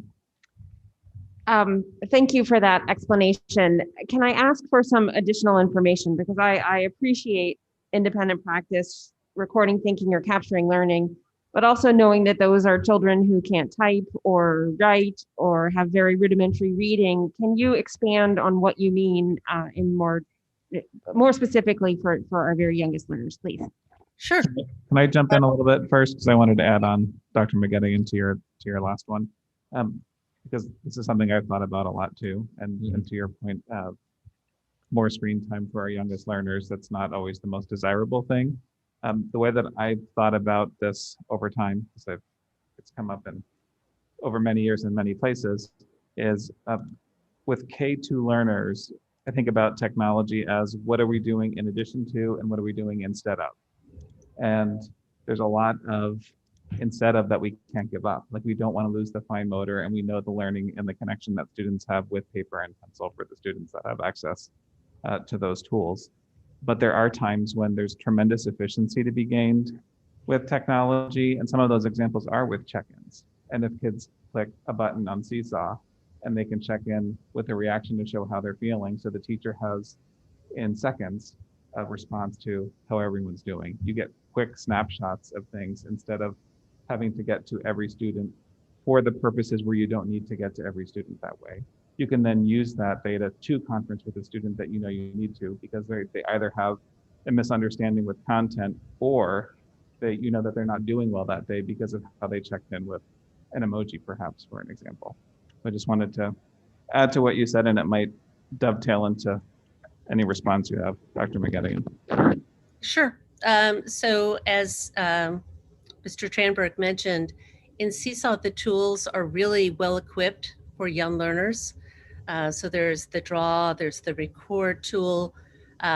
These are super easy for those young learners to use, and they're able to capture their work and reflect on their work even at those young ages. And so it helps on many different levels in terms of developing those skills, in terms of developing reflection skills, communication skills, and also, as Mr. Tranberg mentioned, the efficiencies. You know, so if I have 18 students in front of me and I really need to get a quick read on if they are understanding the lesson that we are just talking about, if I need to get a quick read on where they are social and emotional learning wise, if I need to get a quick capture of the learning that just happened because this lesson went so much better than I expected, and I just want to be able to capture all of this and maybe house all that material in a digital portfolio so that I can share these great experiences with parents. That's one of the great things about Seesaw, is that it does allow for this connection to families and helps them gain further insight into what is going on in the classroom. In terms of some of the other tools that the teachers have been using, such as Book Creator, Nearpod, Flipgrid, and Padlet, they just present so many great ways to bring the learning in, to be able to get students involved in creating stories that they can actually do authentically and appropriately at that age. So with drawing tools, recording their voice, being able to bring video in really easily, it allows teachers to get, again, those further insights into what's going on in those little minds that maybe you could not do just in pencil and paper. Mrs. Ritchie. So I'm struggling a little bit because I think at the end of this, when we're in the clear, we're all going to need a technology and screen detox. And I understand, of course, the necessity for every child to have a device right now, but I am struggling with the one-to-one for our K-2 learners, just because there's still so many things that they need to learn with touch and feel. And they need to learn how to write, they need to learn how to read. I saw the K-2 learners struggle with their Chromebooks because they don't know how to read. They didn't know how to navigate their device. So I'm just struggling with I like the Chromebook carts because they were there when we needed them. I understand now that we need them because we're in this environment that requires a device. This is just my personal opinion. I'm just struggling with giving too much screen time to our students. And I really hope that we have a day where we don't need to be staring at a screen all day long, because it's not good for our social emotional health. That brings my question. We have Chromebooks in the hands of every K-2 child in our school district right now. That's 1,018 or 1,020 devices, because that's what we're asking for new devices next year. What happens to all those existing Chromebooks? And can we repurpose them? Can we sell them? I see on the slide pre-K, are we also moving Chromebooks into the ELP program? We have not asked for that for next year. Certainly having Chromebooks to those families certainly helped during COVID-19, but we have not asked for that for next year. And I believe that Mr. Adams may be able to, I think Mr. Adams is on. Jeff? Yes, I'm here. Okay. Would you be able to answer the other part of that question as to what happens to Chromebooks who are near the end of their life? Yes, absolutely. These Chromebooks are at end of life as of next year. And once that occurs, the operating systems of the Chromebooks will not update. And what happens, what results from that is that certain software will not work. So we will have Chromebooks that will turn on, however, will not execute some of the software that is out there. So they are essentially useless to the district and will need to be recycled. So, Mr. Adams, is there an opportunity? How do they get recycled? Is there a resale value or a donation value? How does that work? Unfortunately, no. No. There's no value to them at all. Okay. Mrs. Achman? Thank you, Jeff. So I think on K through 2, what's important to recognize is the tablet is the tool. So we approve the curriculum, but the tablet is the tool. Now, I do think we're being asked to make a significant investment in a new tool. So we have to understand how the tool is being used so we know whether it's a wise investment. But there is a difference between us approving whether a teacher uses it other than our desire to invest in the actual tool. What I often find is when we've brought new tools or resources into the district, where we sometimes get hung up is, have we explained to parents how this tool is used and how they can access it at home, right? I mean, I think, again, all of us have children. We've all had our kids say, I don't know, it's in Google Classroom, which kind of locks a lot of us out unless a child can get in it. So at the K2 level, I think it would even be probably more frustrating to parents if they don't understand how to access it, because they really still are helping and coaching their kids at home with things like homework or what'd you do in class today? And that's where the paper and pencil, you know what they did, you can see. So I would just say, I think this board has a decision around, is this a tool we're willing to invest in the classroom? But then I also would urge the administration to really go out to parents, and if this tool is in there, help them explain how they can access it and use it with their children. Because I feel like many of us have heard over the years that that's sort of one of the frustrations, like I can't see my kids' work anymore. And we get that at the board level, but it's not really anything we can do about. We're making a decision on the investment. So food for thought as we go. I think that's a good observation. The district did try and reach out, particularly around Seesaw and some of these other pieces of software with workshops. So I think that carries something that we should do. This is a wee bit of, look, it's been thrust upon us too. We can't give it, we have to have one-to-one ready for the children. This may not go away, right? So let's just call it the way it is in that regard.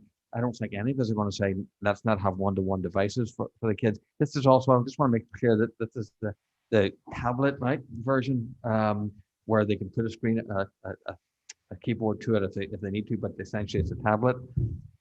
The other thing is the accessibility of these. I guess I should really know the answer to this, but my assumption is that they won't be going home too much at night time, right? For the very younger ones, that they will be predominantly in the classroom.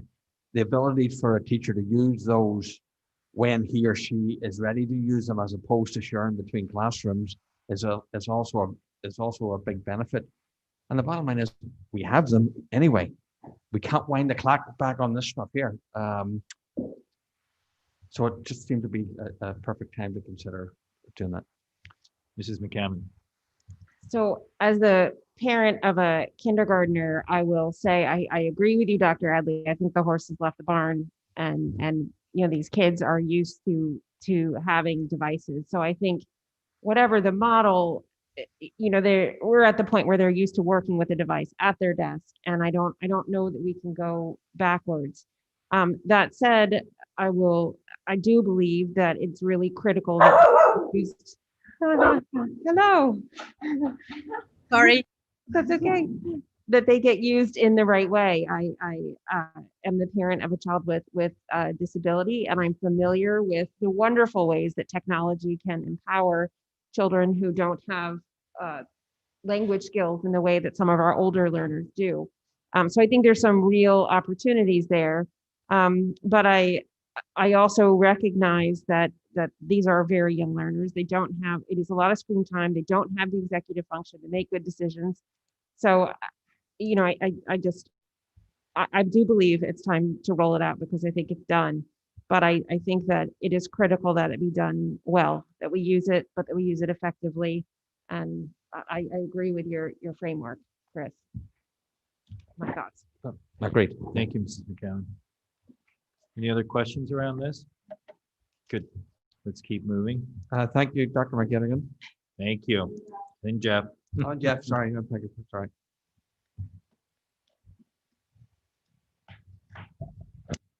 The other answers to the questions there, I won't read them all. I'll skip a couple because I think you've read them. And the devices, the number of devices, we have, I think, 106 sections. There's a number of devices that we purchased. We've also purchased for a few other teachers for the total number of devices that you see there. Could the technology be moved to capital? Well, given Mr. Davis's counsel the other day, the individual devices don't add up to the capital limit, so to speak.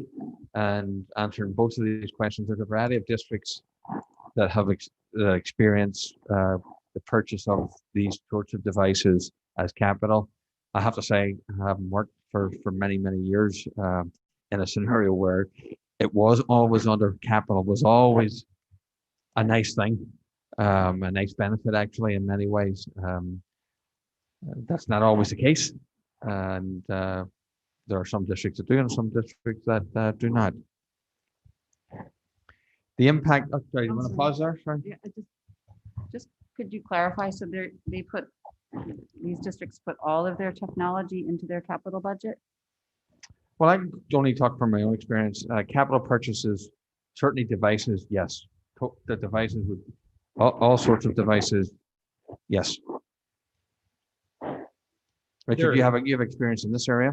Their equipment, so like New Canaan and Norwalk, which are referenced in the document, their equipment goes in capital.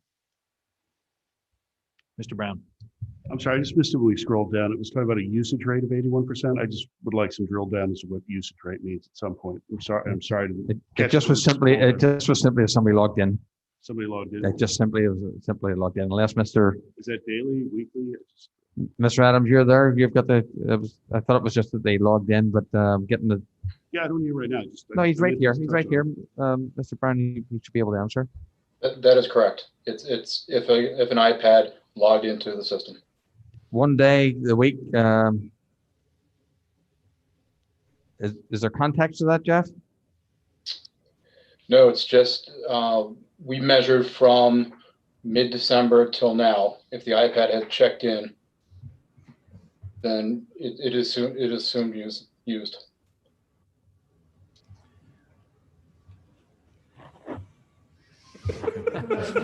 Although, given that includes break, that's Thank you. impressive in some ways. Well, good or bad?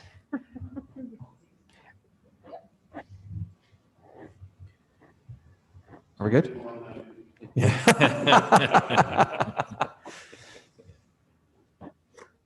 Are we good? Jeff, does it differentiate about, is it just you don't know if they are using it multiple times or if they just used it one time? Is that correct? That is correct. Jeff, is there technology or anything out there that you need? Because this question repeatedly comes up, and I think a lot of it's tied to people that bring their own devices, tied to curriculum. Is there anything out there resource-wise that you need that would give us a little more in-depth view on the usage of those devices, other than, you know, from September to December, 81% of them were turned on? We do. You don't have to answer that now. I mean, it's something that maybe you come back to us with, but. Yeah, we do consistently look for tools that will help us, and we know this comes up regularly. But because the iPads is so proprietary, there are very few tools out there that'll help us with this data. So, but we'll continue to look. Mr. Brown. So sorry, just to follow up to that, you know, it's my strong belief that technology should be driven by the curriculum. But in response to this question, the 81, I am going to ask a device question. For instance, if we had some of these books that the staff has, the Surface books, would you be able to track with those devices what the usage is a little more accurately? Yes, we could. Okay, thank you. Mrs. Ackman? So just as a reminder, and I don't know that Norwalk and New Canaan work exactly the same way, but anything in our operating budget cannot be cut line by line. Anything in our capital budget can be cut line by both the Board of Finance and or the RTM as they choose fit. Thank you, Mrs. Ackman. All right, let's move on. DAF Media. So the answer, You didn't know I could do that, did you? He likes DAF Media. So the DAF media experience has impacted the media studies at the high school. That was really the conclusion of that, to the point where I think it's the 29th or 26th when we come back for the new courses, you'll see a modification of the course at the high school where it will more align to some of the skills that the DAF actually provide. So they'll be integrating more of those skills in. It's somewhat literacy based at the moment, and therefore those who are looking for technology perhaps took that benefit and experience elsewhere. And so there'll be a wee bit of calibration of that curriculum coming before the board. The next set of questions, with your permission, I'll ask Shirley to walk through. She's got a wee couple of slides, just the same as we had, and we'll talk through those for the SES and address. She can also address these questions simultaneously. Mrs. Klein. Good evening, and I don't know if Michelle can click on to my opening, but good evening again to members of the Board of Education, school community, and colleagues. As an update to Saturday, the elementary school principals, Chris Tranberg and Kristen O'Reilly, tried to review and update some information that we wanted to expand on, and we'd like to present this evening. Of the professional responsibilities of the additional assistant principal in the elementary schools. If I may just for a moment, just take the opportunity of what that addition brings with it, and the opportunity that an assistant principal will bring for exemplary practices and supervision. Not yet, Michelle, still front page, sorry. Engagement of students and families and partners and outcomes. Before we begin, and I apologize because Michelle is kind enough to move this for you, but Michelle, I'll just ask to move when we get to that. If you can go back to the cover. I didn't mention this on Saturday, but did want to take a moment this evening just to preface an update of some relevant historic information regarding facilitators and administrators here in Darien. Prior to 2017-18, there were SES facilitators at middle school and DHS, if you recall. In 2017 and 18, the SES facilitators were eliminated on the secondary level, and special education chairpersons were appointed to MMS and DHS. The secondary special education chairpersons over these years have focused on maintaining regulatory compliance, improving instruction, providing administrative support to staff, and providing expert supervision and evaluation that has strengthened teaching and learning and promoted exemplary student outcomes. And I just wanted to make sure that I had that moment to share for some members who may have not recalled that. Okay, now I'm ready, Michelle. Thank you. First, regulatory compliance, the first slide, again, we spoke briefly, so I'll just update that the AP would share the meetings. They would continue the same responsibilities as SES facilitator had, which was to facilitate the coordination of the IEP progress, to review and finalize documents, and of course, to monitor all compliance and fidelity of IEPs consistent with the IDEA. Next slide. One of the biggest differences between a SES facilitator and an assistant principal as administrator is supervision and evaluation of specially designed instruction. What this assistant principal would provide is expert supervision and evaluation with actionable feedback to non-certified staff, special education teachers, and related service providers, Also, observation and evaluation of the actual instruction in the general education classroom and special education classrooms. And they would calibrate with their counterparts in both general and special ed and teachers to make sure that inclusive educational practices were in both environments. Improvement of student outcomes is always the role and the goal of what we do every day. And the focus for the assistant principal will be on instruction. Again, the difference between assessed facilitator and administrator is an administrator has the opportunity to really focus on instruction to evaluate, observe, and change teaching and learning. So in the classrooms, they would be responsible for supporting specially designed instruction, both development and implementation. They would really be knowledgeable in the grade level content and the instructional practices in both general and special ed. They would provide expertise in specially designed instruction to improve teaching and learning and thus student outcomes.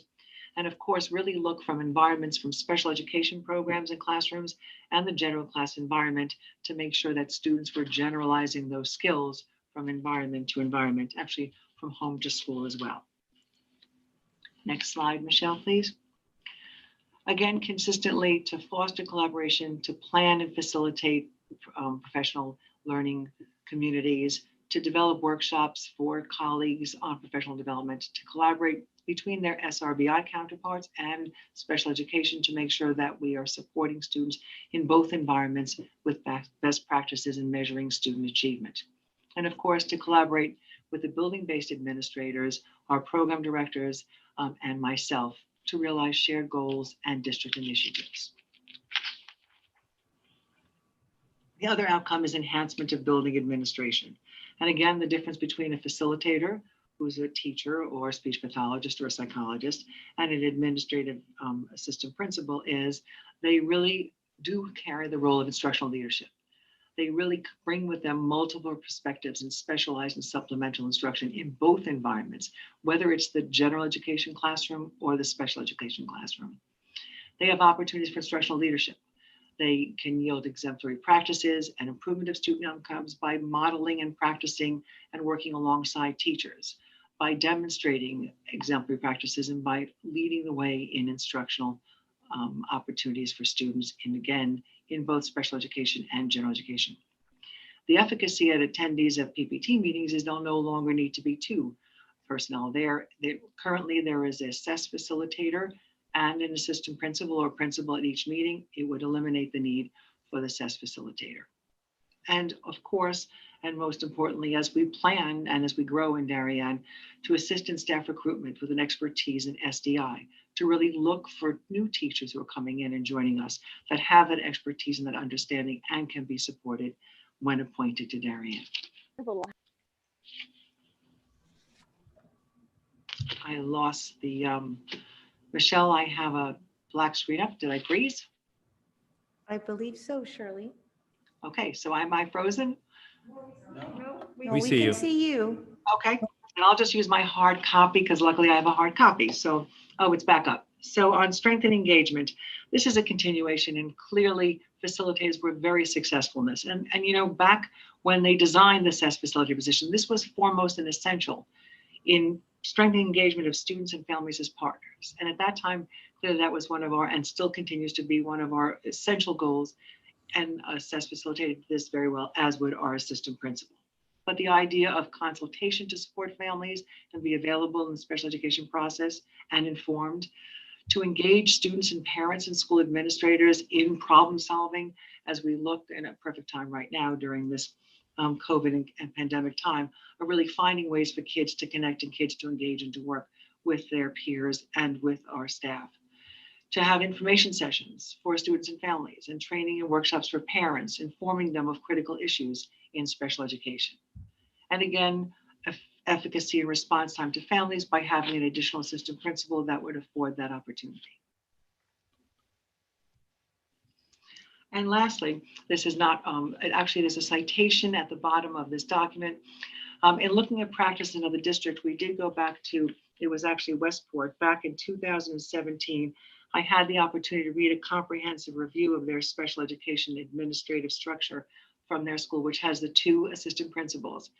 And here is an excerpt, there's a paraphrase from that report that really says what extraordinary opportunities they had in the building model that they have, which really focused on precisely what we're saying: instructional issues, administrative support for special education, high quality supervision for teachers, enhanced outcomes for students with learning differences. And what the model does allow, and has been evaluated and assessed by CES, is that the district had an unparalleled and personalized academic experience for students with needs. We're hoping to be able to replicate this model and are confident with our staff and our families will be successful together. Thank you. Thank you, Mrs. Klein. Anything you wanted to add there? No, other than the additional other questions that went with that. I think if you want to talk out loud about those, Shirley, do you have those in front of you, or do you want me to talk about them? If you could just read the questions. I don't have them in front of me and I don't see them. Just the roles and responsibilities of administrators under SES assistant principal model. You know, basically the role of both assistant principals. I entered that in the document. I don't have my hard copy there, but the document was there. Yes, yes, it is. You can just talk to it though, that's fine. Okay. Or I can. You're good, that's fine. If I can see it, but I can't see it, but That's I fine. know that it was really. That's fine. I can talk to it. This one of the concerns was this person, this assistant principal, is the only person who sits at PPTs. That's not necessarily the case. I would like to speak to that. I'm sorry, I didn't hear the question. Absolutely not. Principals and the other assistant principal will continue to sit at them. The primary responsibility for this assistant principal, because of their knowledge, his or her knowledge and expertise, will be to the majority of those PPTs. But no, it will not prevent, and there will be many PPTs that the principal and the other assistant principal will be participating in, with families they already work with and new families in the future. Okay, you're on a roll. What about the training for this role? And if you give me the question, I give you the answer, and I did hear that, so that was fine. They'll have to come with an 092. An 092 means they've had experience either as a special education teacher, or as a speech and language pathologist, or as a psychologist in this field. So they come trained. They come with professional development in those areas, and we'll be looking for people with expertise in SDI. And given their backgrounds, we're confident we will have candidates both in-house, and other candidates will be applying for the position.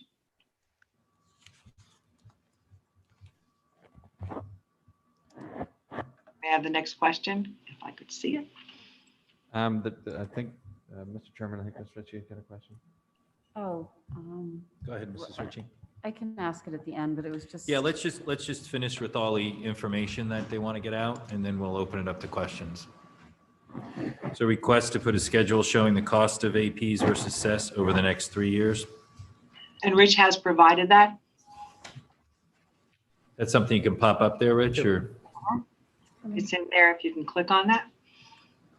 So you'll see, as we showed in the budget presentation, the differential is about 146,000. It shrinks a little bit next year because there's some step movement in some of the current SES facilitators. And then it goes up a little bit in 24. We are assuming 24 because there's no teacher contract for fiscal 24, the same terms as the fiscal 23 contract. It does spike a little bit because we have the individual SES facilitators who would be at top step, and they would only receive that top step GWI. Good. Thank you, Rich.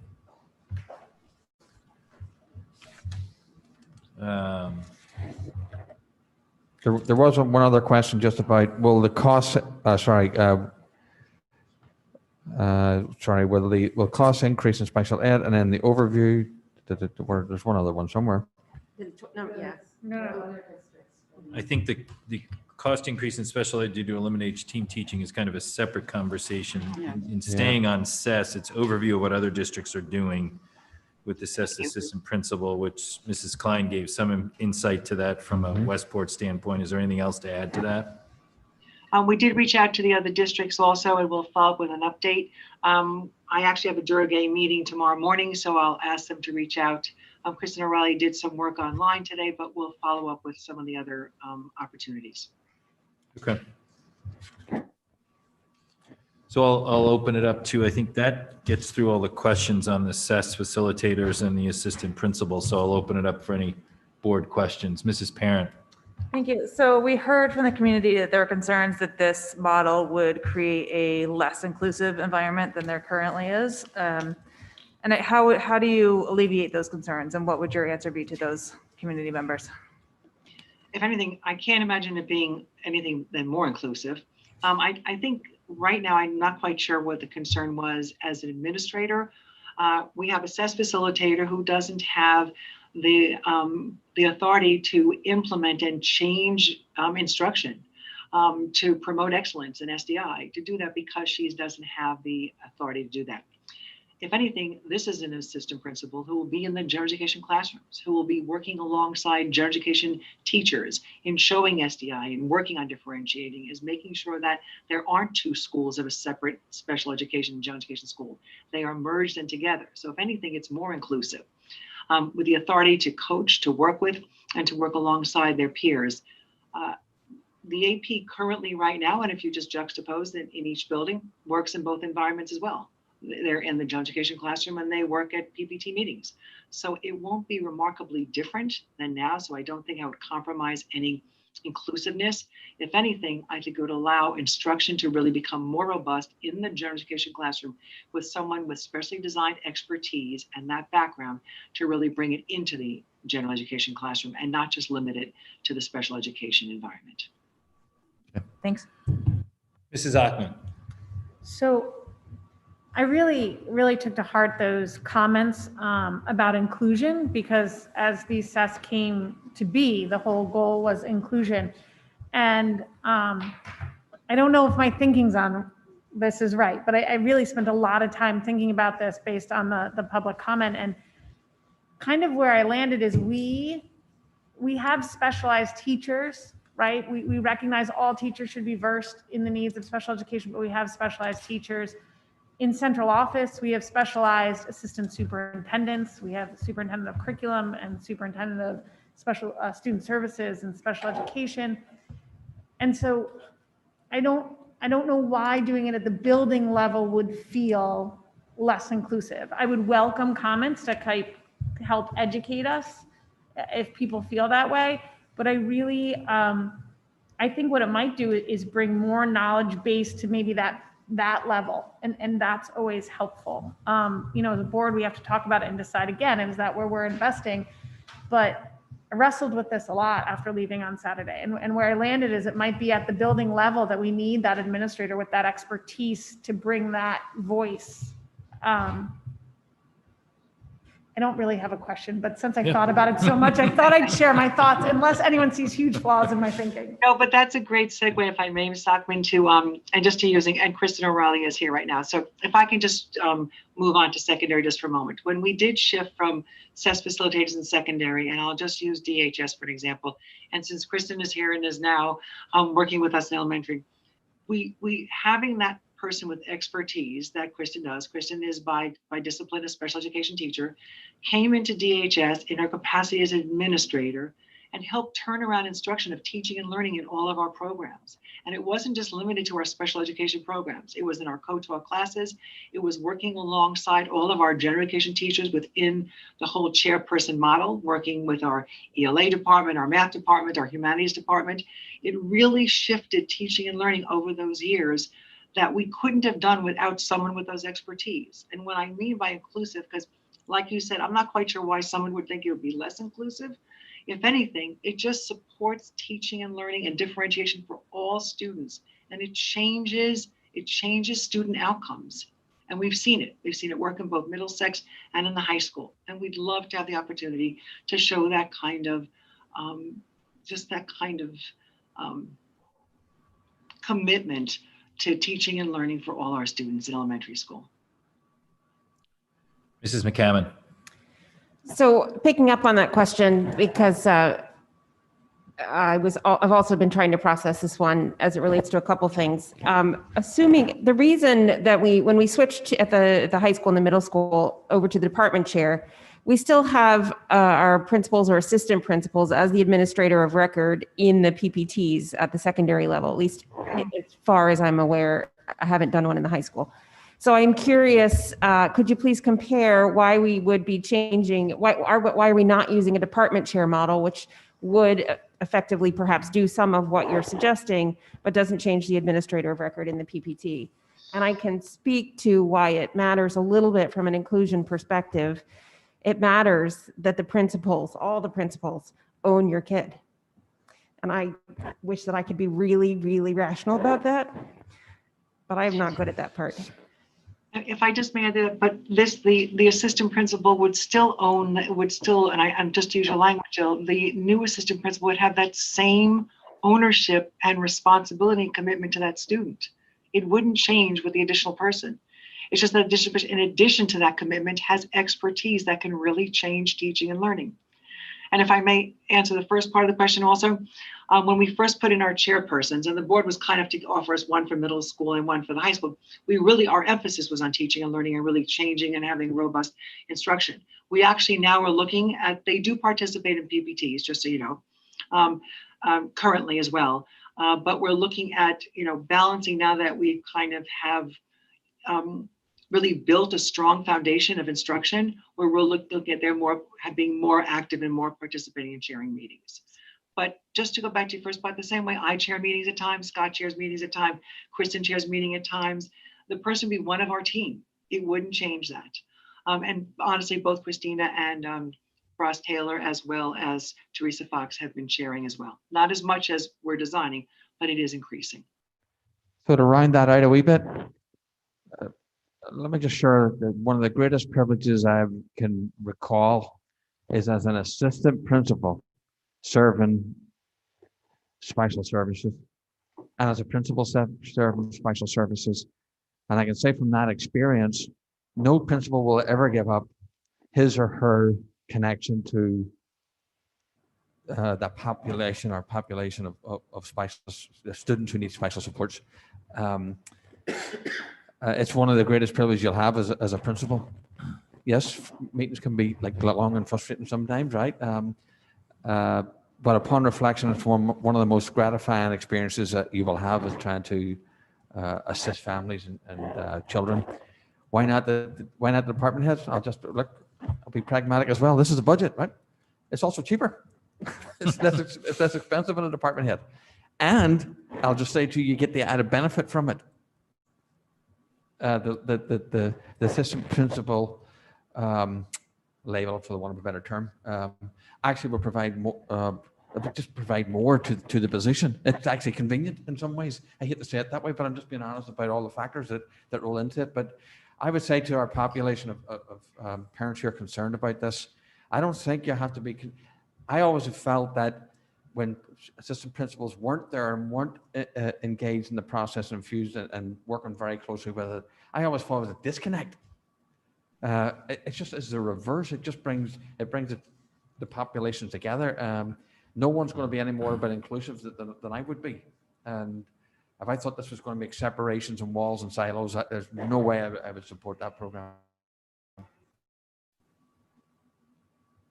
I don't know if that helps, but anyway, it's just perspective. Good. Mr. Maroney.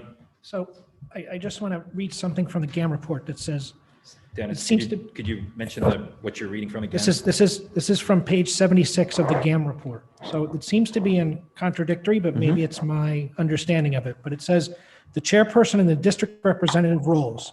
Consider establishing different roles for chairing PPTs and for district representatives, and having the chairperson be an IEP facilitator rather than a decider. This would enable the district representative, to listen to the conversation and be an active participant. Consider training all potential chairpersons in the IEP facilitation process, which focus on consensus building. I also read that report actually when a parent brought up, I went back and read the report, and I'm on page 76 of that document as well. So I would love to respond to it. And again, in Susan Gam's report, it really is, the notion is to consider. And I will tell you, having sat at PPT meetings and meetings, CSE meetings for decades also, I can tell you with assurance that the notion of the district representatives listening to be part of the conversation, everyone at that meeting is part of the conversation. And I'm not quite sure because I wasn't there when this document was written, but in it where it says having a chairperson be an IEP facilitator rather than decider. One, and I think I mentioned this on Saturday also, decisions are based on a multidisciplinary team. There is not one decider. It is reached by consensus. The notion is when we are at a meeting, we are all participating, we are all listening. Actually, sometimes the person who's taking notes, it depends on how you decide if someone's taking notes. That can be somewhat distracting if you're the note taker. So we balance it. But I think in her consideration, I can say in response to page 76 that the administrator who's at a meeting is the person who will be listening and paying attention as all the other multidisciplinary team members be, and will reach that decision. I don't see it as distracting. So I would beg to differ on what I say. It said consider, but that we're not seeing that it would be a distraction. Mrs. Ackman. I think this building is, I'm in sorry. a PPT, I would agree that you can have a chair. And sometimes if you don't know the structure of a PPT, it might be clear. Mrs. Klein might be chairing the meeting. You could have an AP in it from, sorry, I see Luke, so I'm gonna say Ox Ridge in the meeting. But Shirley's gonna be all over the district, so she might chair your PPT, but now your assistant principal is gonna enforce with your teachers. Enforce might be the wrong word, support, enforce, make sure there's compliance. So whether it's our current AP or it's a principal like Dr. Bourgeois, or it's this new AP, your chairperson is not necessary. There's not necessarily only one administrator in a meeting. I think the concern, which I brought up on Saturday, was, are we having too many building administrators in a PPT? And so this might help that. But the chair of your PPT being an administrator might not negate, nor currently does negate, your SES facilitator being in that meeting. Am I correct? Yes, absolutely. And may I just add to that, Tara, and also to Mr. Murray's point, things have changed since the GAM report also. And I think at the time the GAM report was written, PPTs might have looked very differently. And I can't speak to that, and they might have required a different balance for reaching consensus. But if I can just, as a segue to what Tara was saying, and this probably for those who have not been at PPT is probably the best way to describe it. So this is how the referral process goes. When you children, after you're assessed and there's an evaluation conducted, you go through assessment and observation. The next part is the PPT, where you really, if eligibility is determined, you develop goals and objectives. At that point, that's when the SES facilitator stops. She stops by, she finalizes the document and puts that together. But what we pick up in the middle part after goals and objectives and recommended programs is the next part that happens, which is the development of the program, the evaluation of the program, the monitoring of the program. That's when the administrator who has those expertise comes in, and it goes beyond what the SES facilitator can do right now. So that person is the person who evaluates, observes, promotes, and works alongside colleagues to make sure that the program that has been developed based on those goals and objectives is not only being implemented with fidelity, but is really rigorous, really meets best practices, really supports, and you see progress from in terms of student progress monitoring. So that's what the difference is. It doesn't stop at the PPT. This administrator allows it to go on into the classroom and manages it and monitors in the classroom. And that's an extraordinary opportunity. And we saw it happen in middle school and high school. So we're just asking to have that opportunity. Again, recognizing the extraordinary efforts of SES facilitators. They really did succeed at what the design was of that model, but we really want to go beyond that. And that's about implementation and teaching and learning and instruction and SDI in the classroom. Mrs. McCammon. So I'll add one thing. I appreciate you bringing up the GAM report, Dennis, because I think it was a really important document at the time. And I'm grateful to the people who have harkened back to it. I do think one of the things that a lot of us in this room can celebrate from wherever we were sitting at the time is the change that's happened. I think one of the key reasons that we needed a facilitator was we were having a lot of problems with predetermination. And I really and sincerely, I haven't heard, but I really and sincerely hope it is true that we don't have that now. And so there was I think one of the risks was that the decision maker was making those decisions before they got into the room. That's what predetermination is. So you hope that we have also achieved enough here in our processes and the ways that we work and in our culture that we can consider, I reserve the right to consider, but that we can consider different models. Thank you. Any additional questions around the assess facilitator and the assistant principals right now? Mrs. Ritchie? Mine is really just an org chart question. So just to be clear, both an assistant principal and the SESS administrator, assistant principal, can be present in those PPT meetings, or the building principal. But there could be meetings where only the AP, the SESS assistant principals in that meeting. So there could be various different scenarios. In other words, we're freeing up some of the assistant principals' time. So I'm trying to figure out, they're not gonna have to be present in those PPTs. So they're gonna have time to do other things in the building, which was explained to us on Saturday. So they don't have to be in those meetings, but they might be. So there's always a building level administrator at a PPT. Right. Now But there will be the new assistant principal now, the SESS assistant principal would take that role as the administrator, building administrator. Is that correct? So I'm not quite sure the question, but the assess facilitator, who's now is now a non-administrative position, many of them will apply for the position. So they may be. They would be the administrator. Once that is elevated to administrative, they would be the administrator in that meeting. If they were to become the assistant principal. So we could be freeing up time for principals and vice principals. Yes, exactly. And my other question is just an org chart question. Do they report directly to the building principal? Yes. So are and I'm just envisioning a lot of coordination with the other assistant principal in terms of roles and responsibilities and how that works. And that would be established by the building principal. Yes. And the other assistant principal currently does report to the principal, and this would have the same expectation. Thank you. All right, good. Thank you. I'm sure we'll continue to have, thank you, Mrs. Klein and Mrs. O'Reilly. Thank you very much. A lot of good information and follow-up. And I'm sure there'll be more questions and more follow-up. Thank you. Thank you. Will costs increase in special ed due to elimination of team teaching? We do not anticipate and see a reason for that to happen at the connection. Okay. Questions around that? Enough budgeted OT, PT, and speech to make up services lost during COVID? And I think that's the answer in there, Dr. Adley. I believe also based on our PPTs and our what we see our students articulating into different programs, we believe we have enough funds at this time. Okay. Thank you, Mrs. Klein. Mrs. McCammon. Shirley, have we covered PPTs for most of our existing students? I mean, how comprehensive is that number if it's based on PPTs we've done to date?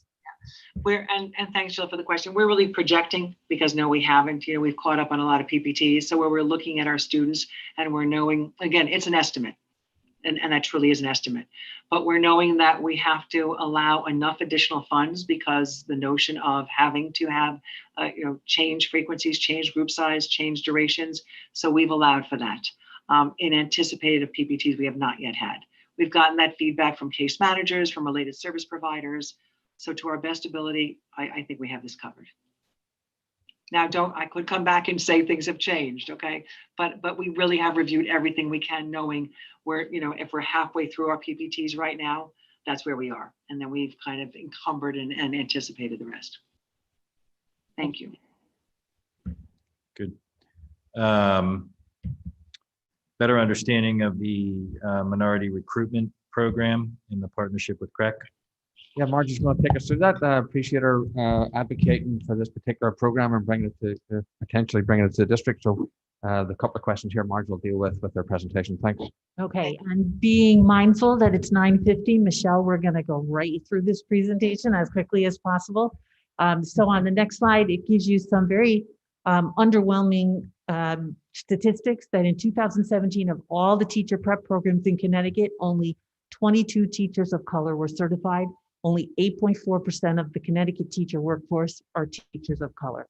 So CREC has begun this program, which tries to minimize the barriers to the traditional certification program admission. Some of those barriers are standardized test scores. Some of those barriers are the inability of potential teacher residents to go without working.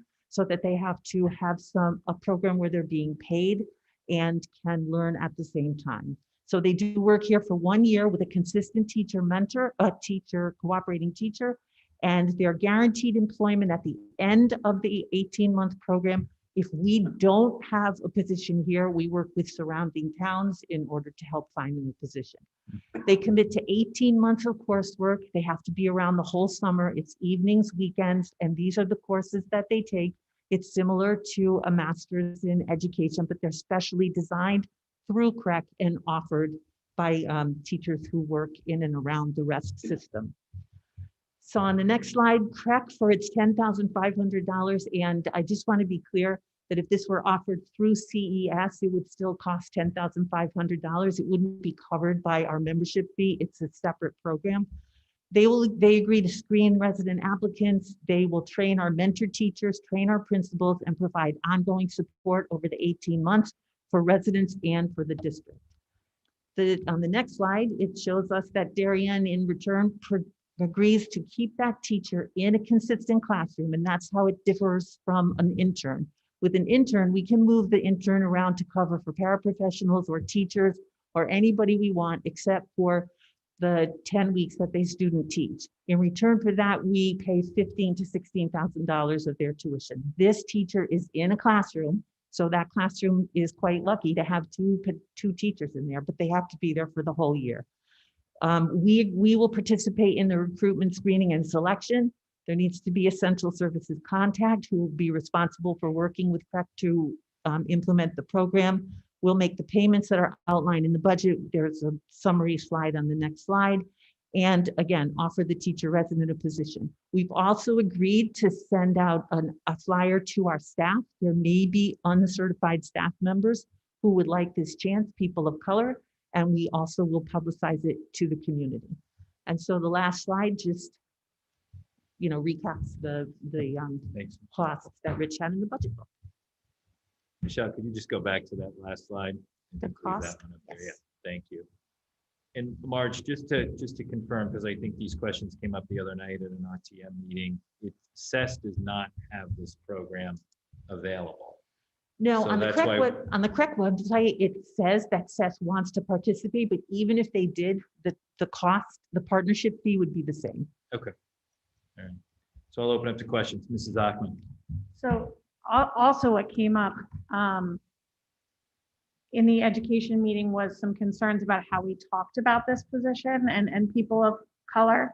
And so I'd just like to be clear. I think for those of us who are advocating for maybe offering 2 of this position, as CREC recommends, is we could get a higher caliber candidate, is what candidates, because there is a desire from what CREC has told us for people to do this position in a dual situation. And so if we were speaking about it glibly, I don't think that was to do anything. In fact, maybe it has to do with how we all talk about race. But I think what we're trying to do is find a way to make sure this program succeeds. If we're bringing it in for the stated purpose of making sure there are more, people of color within our district that have a role mentoring our children's lives, then we are trying to do it, or we're trying to ask questions of, is this the way we do it? And what's the best way to do it? Should we choose to go down that? So I think it was meaningful to hear those comments at RTM Education. So I just really wanted to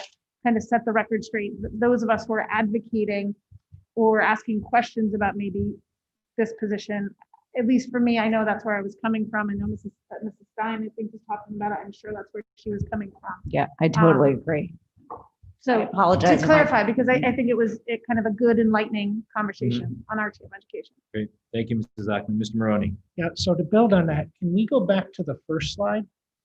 Because I think the question is it even feasible to get 2 teachers? Because, yeah. We're not looking for certified teachers. Okay. But do we think based on this slide, will we have the opportunity to get 2 if we wanted to? So this program is brand new in Durg A, Fairfield County District. So the HR directors have been talking. Everybody wanted to, different budgets or whatever, so that even if we don't each get 2, which would be CREC's preference and our preference, we're going to work together with surrounding districts to make sure that this group is a cohort and to make people as comfortable and welcome as possible. Okay. Thank you. Good. I think that's a great, thank you. Great overview, Marge, in a timely manner. Mrs. Ackman. There are also questions brought up, and I think it's terminology. This candidate, whoever it might be, is guaranteed employment the following year, but that is not the same as tenure, correct? Correct. Okay, so there was definitely some confusion of terms there. Okay, good. All right, to Marge's point of the time of the evening, let's keep moving. I think, yeah, I only have one question, Mr. Chairman. I think Marge killed it. I think Marge killed the intern question as well, so. Yes. I think there's only one left. Yep, good. Budget control? So we've used budget control. I think it's 3 out of the 4 years. I don't know if totally, given how many were in a particular year, but we certainly used it this year. And you can see the history there. Okay. Mr. Sini. Can we just define what the budget was and what was spent? Because there's a number of different types of roles that were included in the listing, but I'm talking dollar amounts, Rich. Okay. Yep. Thank you. Great. Thank you, Mr. Sini. Any other questions around that? Good. Well, thank you. Thank you, Dr. Adley and the whole team. A lot of work went into organizing this from Saturday to today. A lot of information, a lot of good questions as always from the board. So, and to me, an extraordinary effort with all that's going on around the budget season to pull a lot of these questions together, and we know there'll be more going forward. So thank you. Mrs. Ritchie.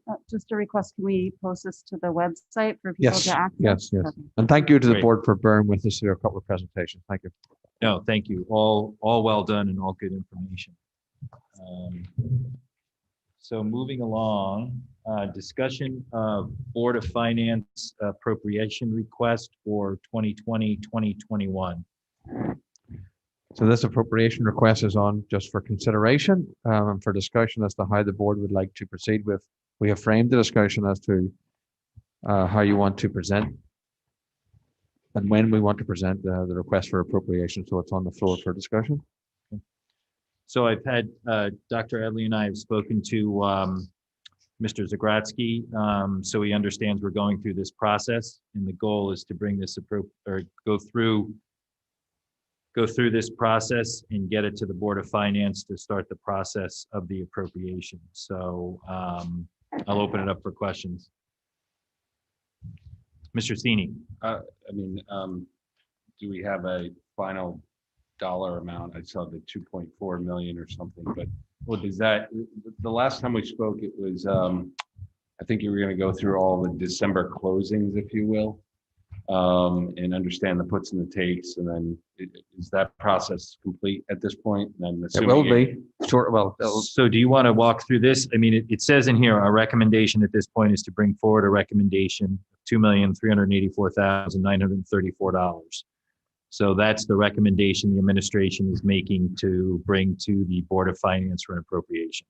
Correct. So at Thursday's Finance Committee, we are going to recommend a number of transfers. I think it's 11 in total, which will be about $285,000 from some accounts that were underutilized due to either remote learning or school closures to kind of offset some of those costs. One of the things we flagged at the last Finance Committee meeting was the shortfall in the school lunch program because of hybrid and closures.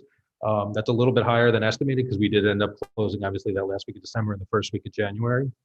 So assuming that those transfers are approved by the board at its next regular scheduled meeting, the projected deficit would be about $2.38 million, and that would be the amount we'd be recommending.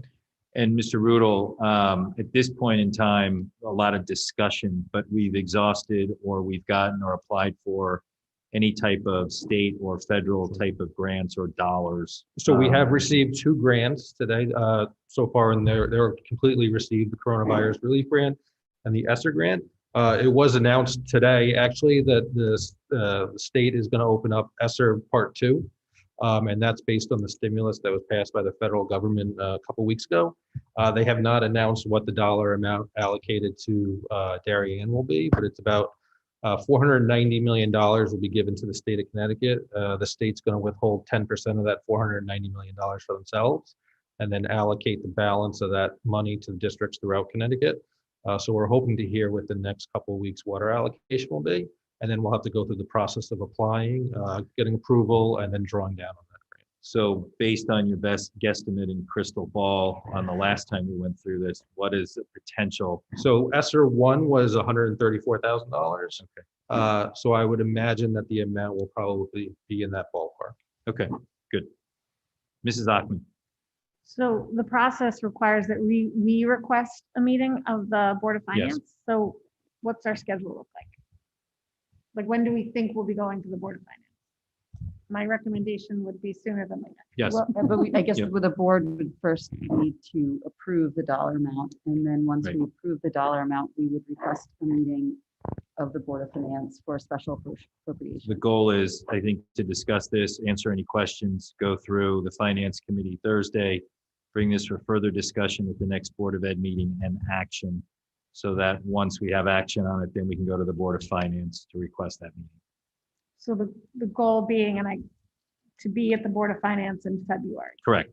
Okay, so, and I guess just as one board member, I would recommend February, and if we don't have information, making it conditional or provisional, but I do think we need to get all this information in the hands of the Board of Finance sooner than later. Yes. Mrs. Ritchie. And then ultimately, the Board of Selectmen would refer this to, after it's approved by the Board of Finance, to the RTM, at which point hopefully we'll have more information about if we get any grant money. I don't know if the timing would work, but we could also, when we get to the RTM, if need be, we can make a reduction based on if we get any grant money. Yeah, I think we'll have to continue throughout the process as those things change. We'll have to continue to provide updated information that then Board of Finance and RTM can make informed decision about. Mr. Sini?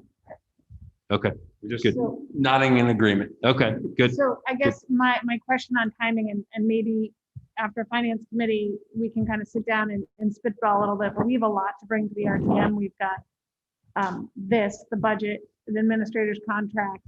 So I just think maybe we should plot it out a little bit, and maybe we can do that and bring that back to the full board so they know a schedule, but we have a lot to bring to them for approval. Understood. Thank you. The board may also consider the wording of it, because you may wish to word it such as up to and not exceeding type thing, as opposed to committing to, because we may not require all of it or not. So good. Any other questions? Mr. Sini? I was just going to comment. It might be a two-step process. Get the bulk of the money earlier and then Yes. true up at the end of the. We've fiscal had year. that conversation with Chairman Zagrodsky. All right, thank you. Moving along, further discussion on transportation study. So we left it off where we reviewed the school bus logistics options. There were a few questions of the last Richard, if you just comment on the updates to the few questions that the board members, there's a couple of just follow-up things that people wanted to know. Richard, would you mind just updating them on just what some of those were, please? So there was a question about cluster stops and how often we use them. So if there are sidewalks and it's safe, we do recommend cluster stops. They're more at the secondary level than the elementary level. About 48% of our stops at the secondary level are cluster stops, which are 3 or more students in one stop. At the primary level, it's about 37%. We don't do cluster stops for kindergarten, which is one of the reasons why it is lower. There was a question about what are some of our peers' policy and walk radius. So Darien, obviously at the high school, is 2 miles. Greenwich is 2 miles. Stanford is 2 miles. Ridgefield is 2 miles. Fairfield and Trumbull are 1.5 miles. Wilton and New Canaan are 1 mile. And Weston is 0.5 mile. There was a question about opt-ins and opt-outs. So for a number of years, New Canaan has done an opt-in, opt-out model for 11th and 12th graders every year. If a student does opt out and they're bus eligible under their policy and they decide to opt back in during the year, they do have to allow them to opt back in. Ridgefield, Wilton, and then Darien instituted opt-in, opt-out this year due to COVID-19. Those are really the only districts in the area that did it. And then there was a question, if all the elementary schools had the same start time around 9 o'clock, how many buses would we need? We would need the one added that was added this year, plus another 2 on top of that. And then there was a question about express routes and what would happen on a snow day.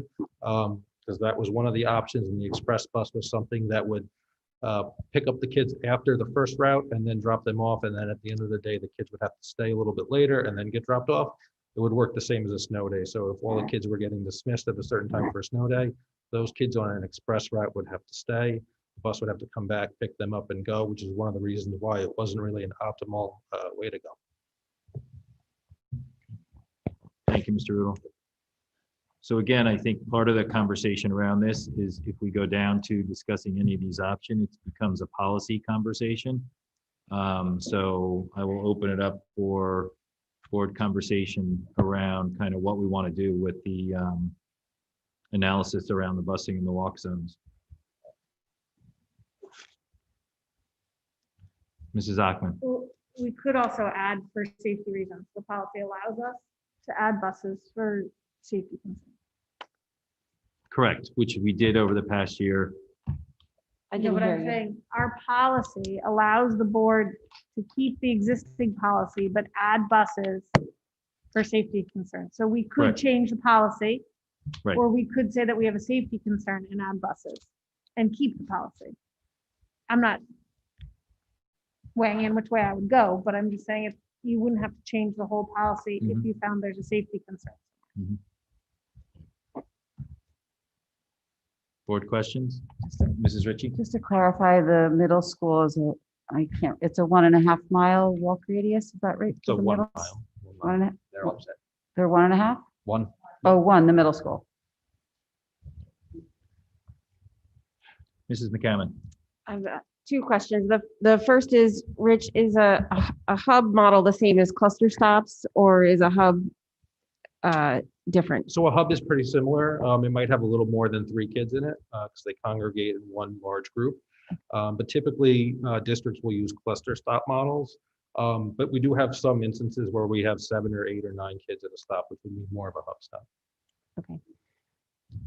Mrs. McCammon? And the second question was that we had asked some questions about capacity and whether the capacity numbers that they gave us were sufficient for good decision making, because it was a snapshot of a day and time in November.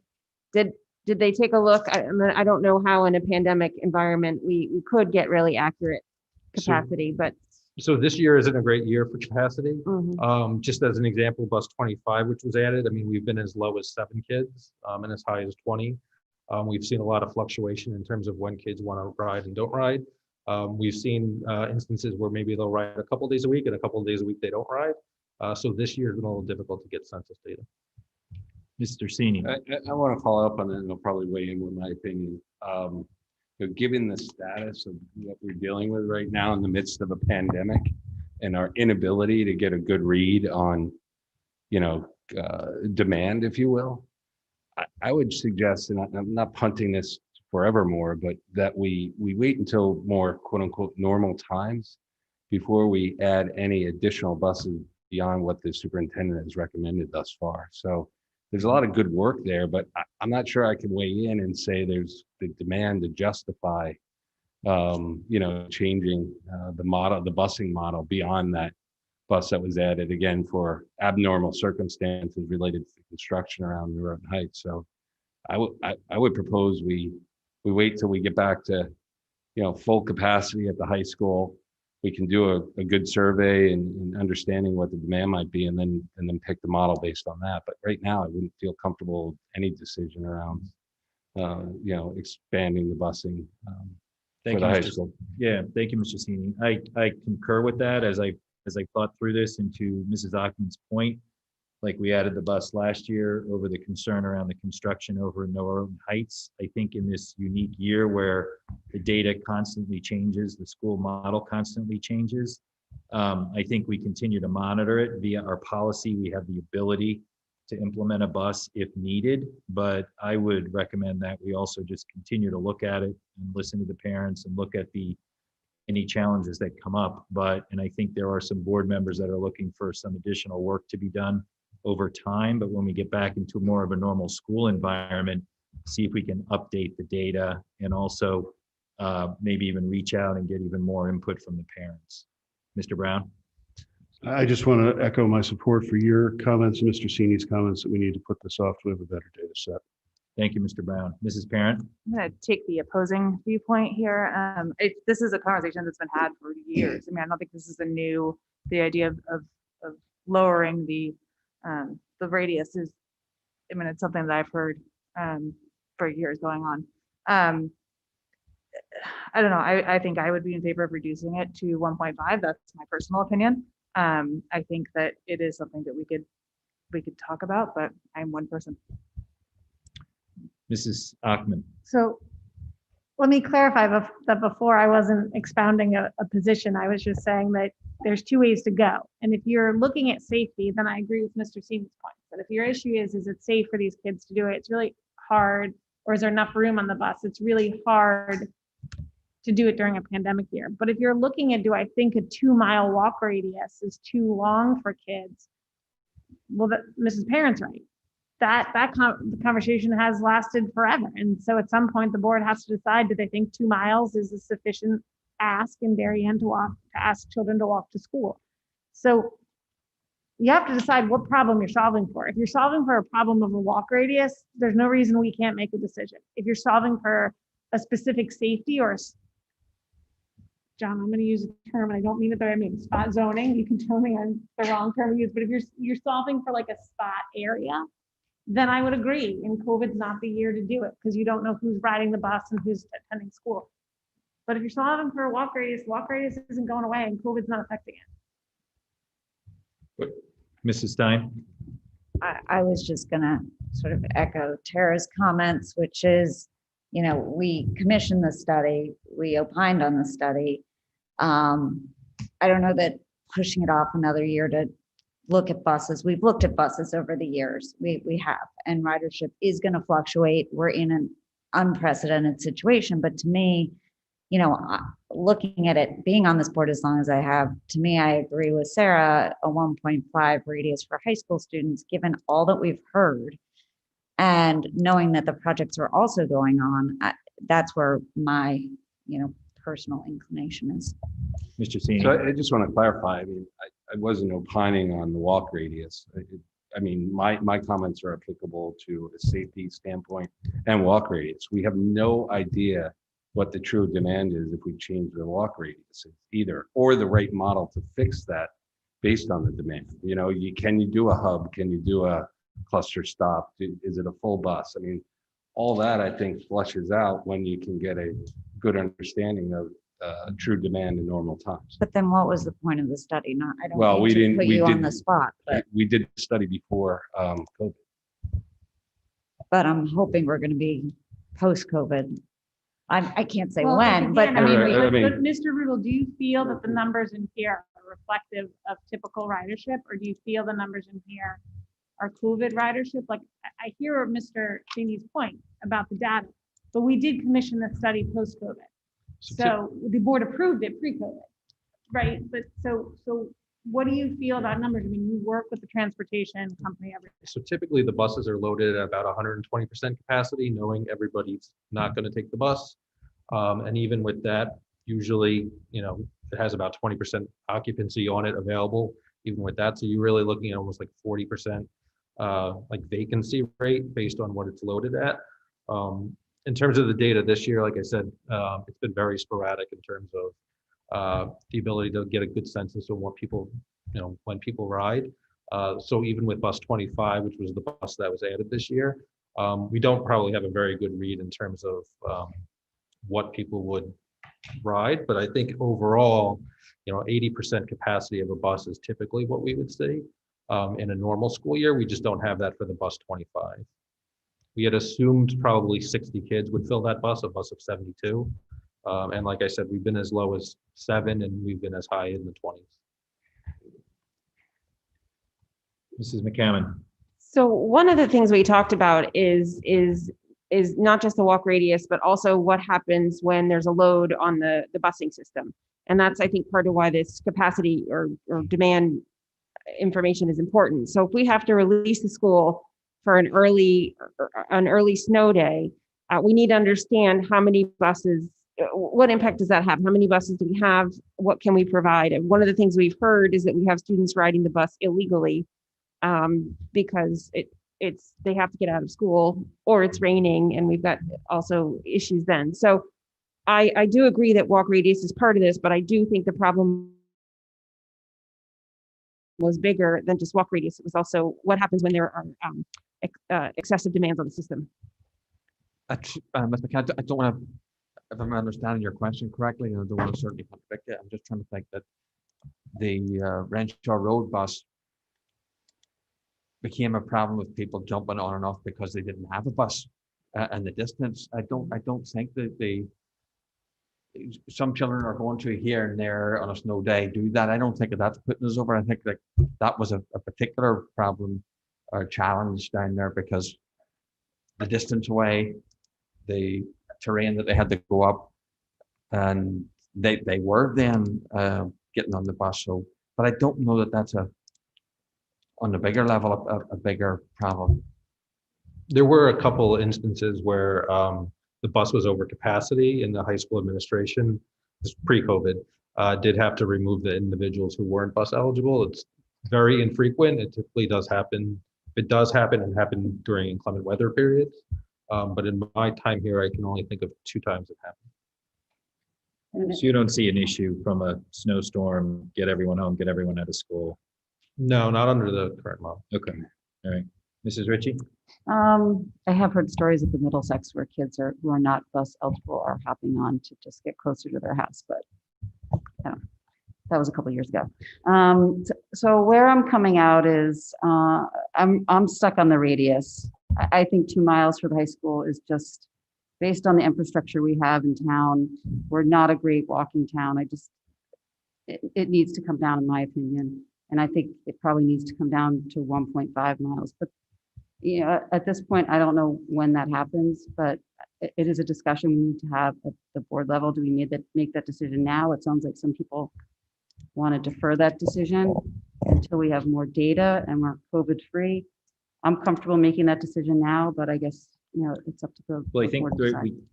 my recommendation would not to be push it off any longer. It's on the agenda item to have a conversation. So we're going to have the conversation now. Mr. Maroney? Rich, what is our longest bus route for the high school duration? I'd have to confirm, but it's probably in that low 45 minute, like 44, 45 minute. Because roughly, if you walk Assuming everybody's on the 2 bus. miles, it's going to take you 40 minutes. Right. So So it'll be the assuming same everybody's on the distance, bus, same time frame. Assuming everybody's on the bus for every stop. With a really heavy backpack. Yeah, I understood. There's a difference between walking and riding, but I'm just talking about time. That was one of the other elements was time. I just think we need to identify what problem we're solving for. If we're solving for, we've already heard that the police do not believe that there's a safety issue. So now what we're saying is, do we think there's a reasonable kind of safety issue that we want to take on? And I'll put my hat in the ring here. I think that's more problematic. Us deciding what's safe and what's not safe, because I'm going to go with the police on that. On the other hand, we've got this walk radius issue, which keeps coming up. And so I do think it's time for us to look at the 2 miles. 2 miles is pretty far, where it's not in our dirt, it's not city blocks, it's not sidewalks. I think that's what we have to look at. And I do think, Ms. McCammon, your point about capacity is important. But I think that what we're finding is because kids don't want to walk the 2 miles, or because parents are telling their kids not to walk 2 miles, they're hopping on buses, which in those kind of extreme moments is increasing capacity significantly that Rich can't plan for. So maybe a question, and Rich, I had it at my fingertips and I'm forgetting it right now, but you gave us kind of effects last spring of like, if we went to 1.5, like who did it capture and where does it capture? But maybe the board needs to look at it. I mean, we are going to ask kids to walk. It's reasonable. We ask kids at the elementary school to walk. But the question is at this point 2 miles unreasonable? And that's what I really, at the safety question, I'm not solving for. I'm going to let the police and the traffic authority solve for. The radius, I think, is a Board of Education decision. I think that's the question on the table. The question on the table is the radius question. I think we've dealt with the safety issue over the last year with Dr. Adley and putting the bus in place for the construction around the heights. So the question on the table is, do we want to continue the dialogue around the radius, the walk radius, and do we need any additional information to inform us around that discussion? And does the administration have any recommendation or insight into that? I don't think you need any more. I don't think you need any more information. I think we've got probably enough to. Go ahead.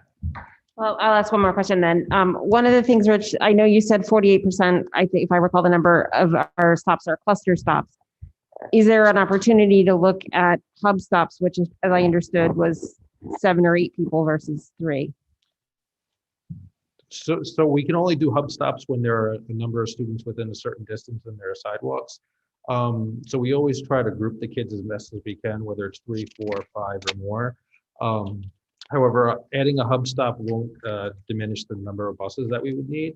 At most, it would just shorten the length of time the students are on the bus because they're just all getting on at that one stop, as opposed to the bus driving a couple minutes, stopping, driving a couple minutes, and stopping again.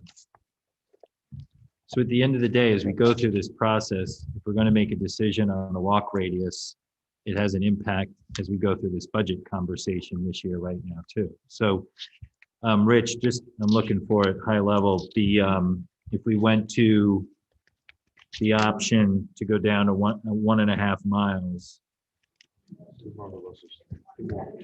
2 more buses equals how much? So each bus is a little over $80,000. Right. So it'd be about $176,000. Okay. So to be clear, it's 3, including the one we have. Right. It's on one page, page 150 in the budget book.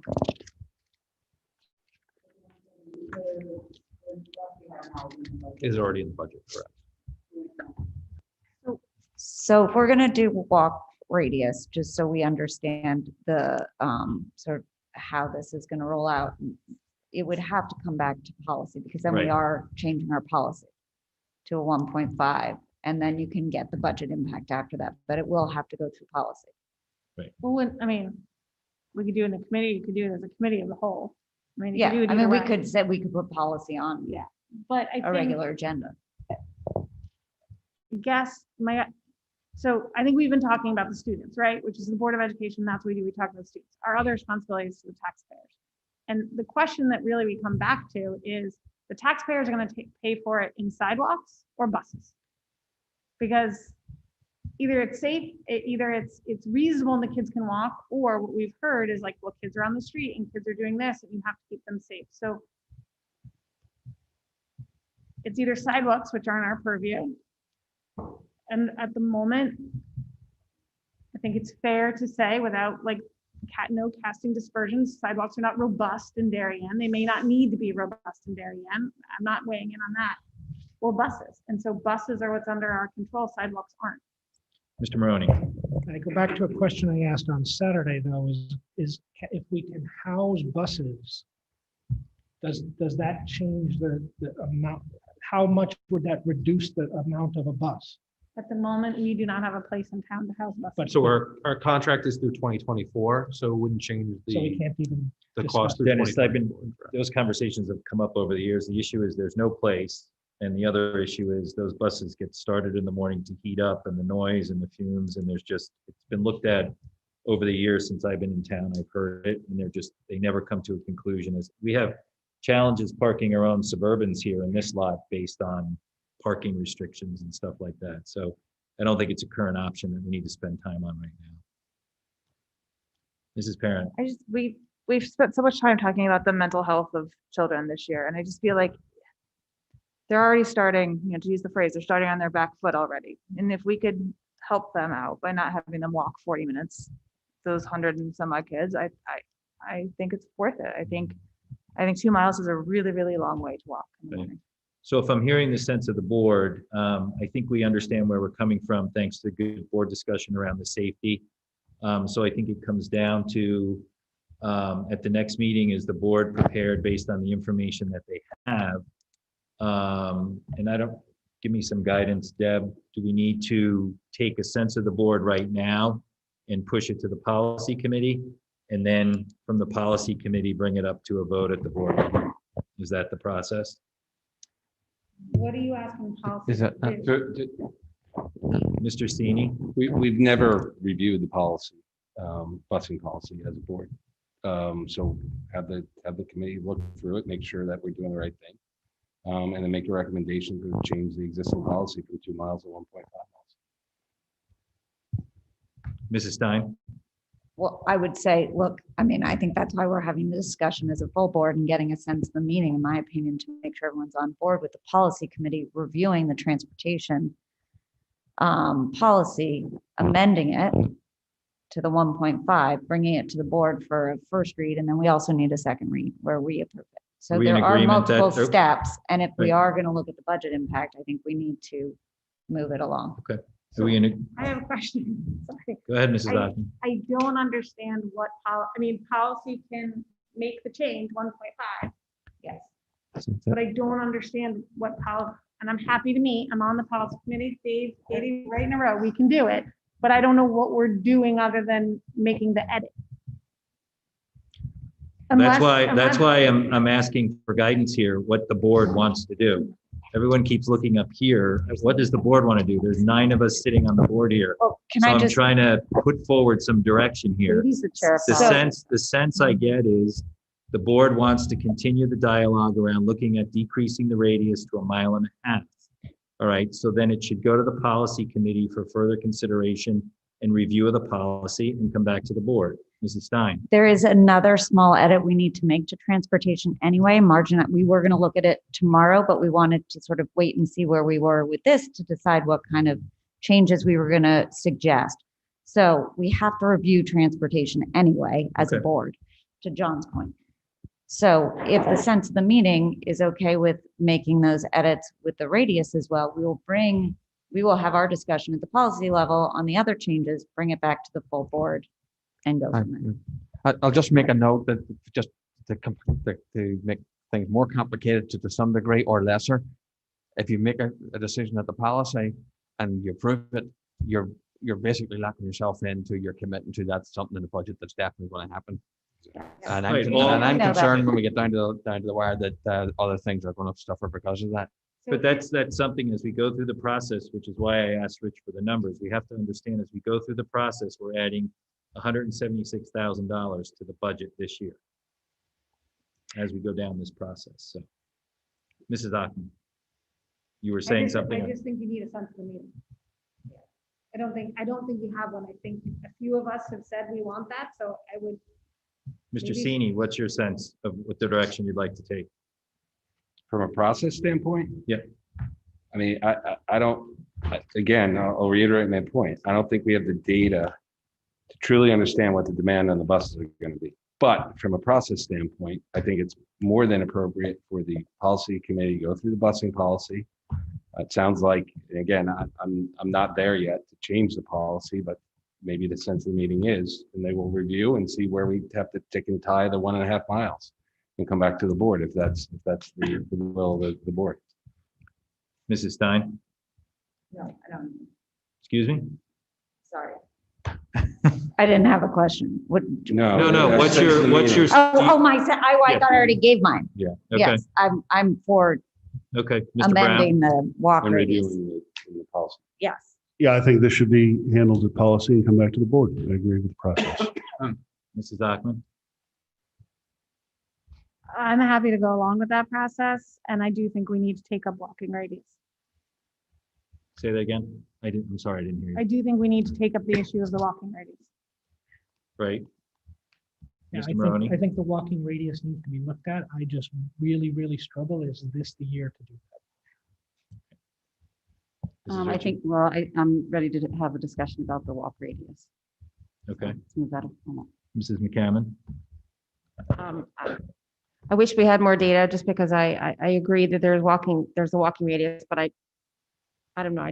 I wish we had some more, understood the cycles better before we go into this. But I am fine with the process. I think the other note I will make is that, I do think this pushes some other budget discussions, and I think that's a reality. Correct.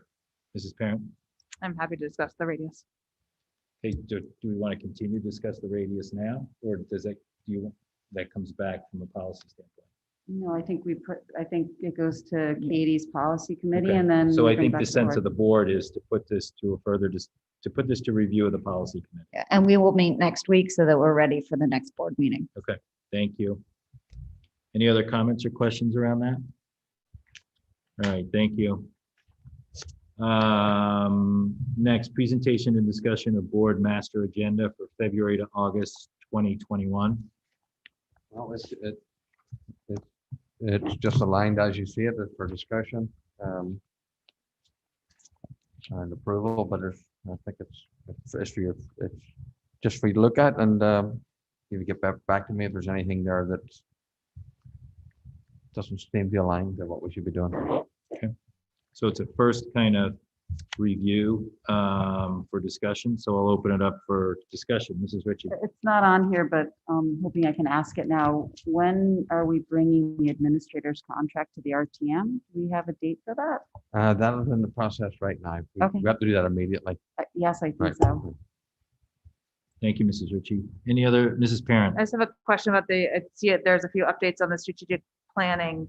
When do you see us actually getting through that process and adopting it? So Christopher and I have a meeting this week with Dr. Lemons to try and capture, just reflect on people's comments and the board's comments and bring it right back. So again, I would like to try and, there's a lot going on between budgets and stuff. So just to, wherever we can get a wee bit of space to do that, because I just, I'll actually defer to the board a wee bit. It's hard to, I need to defer to the board a wee bit of what's the appropriate forum for that, because is it a meeting? Are we at a good point just to do that in the meeting? Do we feel we can take that on as an agenda item, or does it have to be a separate one?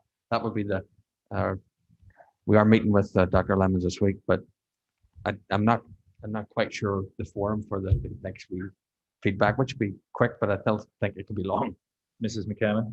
So I think from, if we look at the strategic plan, it's just what came out of the steering committee meeting. I think it is at a reasonable place. There is some discussion. However, a caveat for me is that we haven't in some ways overlaid COVID and how COVID might affect some of the planning. So I would ask you and Richard and Chris to look at whether or not COVID makes you think differently about what your operational priorities are for the next particular year, perhaps two, and whether or not that shifts anything around. And if so, that might beg a larger conversation. That's my opinion. I would just make a recommendation too, that at this point, I would not necessarily add it to an agenda item. I would almost look for a additional meeting. I think it just needs to have that focus on it, and these meetings, I would leave it. Then that's what we'll do then. Thank you. Any other, Mrs. Ritchie? Not until we're done with the budget. I mean, I don't see it on here until February 23rd. So I think once we get to the budget. Any other further questions around the master agenda? Moving along, thank you. Action items, personnel items, appointments, resignations, and retirements. Mrs. Sion? Right, just the resignation of Corey Gillette and the retirement of Pete Capperell, a longtime custodian at DHS. Great. Do I have a motion to accept the personal action report? Deb Ritchie, Dennis Maroney, all in favor? That is unanimous. Thank you. Thank you, Corey, wherever you are. Yeah, thank you, Corey. And Pete. Sorry, Pete, you too. Michelle, are you ready for public comment? I am. Good evening. If you would like to speak during public comment, please click the participants icon on the bottom of your Zoom screen. When it is your turn to speak, the facilitator will identify you and announce that you are unmuted for public comment. You will have up to 3 minutes to comment. Julie Best, you are unmuted and recognized. Hi, Julie Best, 38 Red Rose Circle, co-chair of CDSP. Very quick request. I'm pretty sure that tonight's materials were very hot off the presses, but it is difficult to follow the discussion when we don't have the information in front of us. So even if it's at the same time as the meeting started, it would be super helpful if that could get posted online and we could follow along. Thanks so much. Thank you, Mrs. Best. Jacqueline Miller, you are unmuted and recognized. Hi, thank you. Just really quick, thanks for the transportation conversation. I did want to correct some of the comparative district information.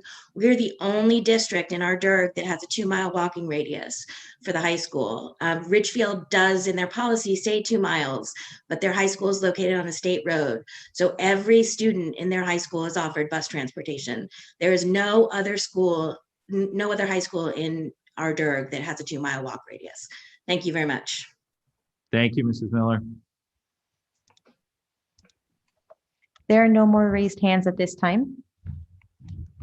Thank you. I'll make a motion for adjournment. Motion, Mr. Maroney, second, Mrs. Ritchie. All those in favor?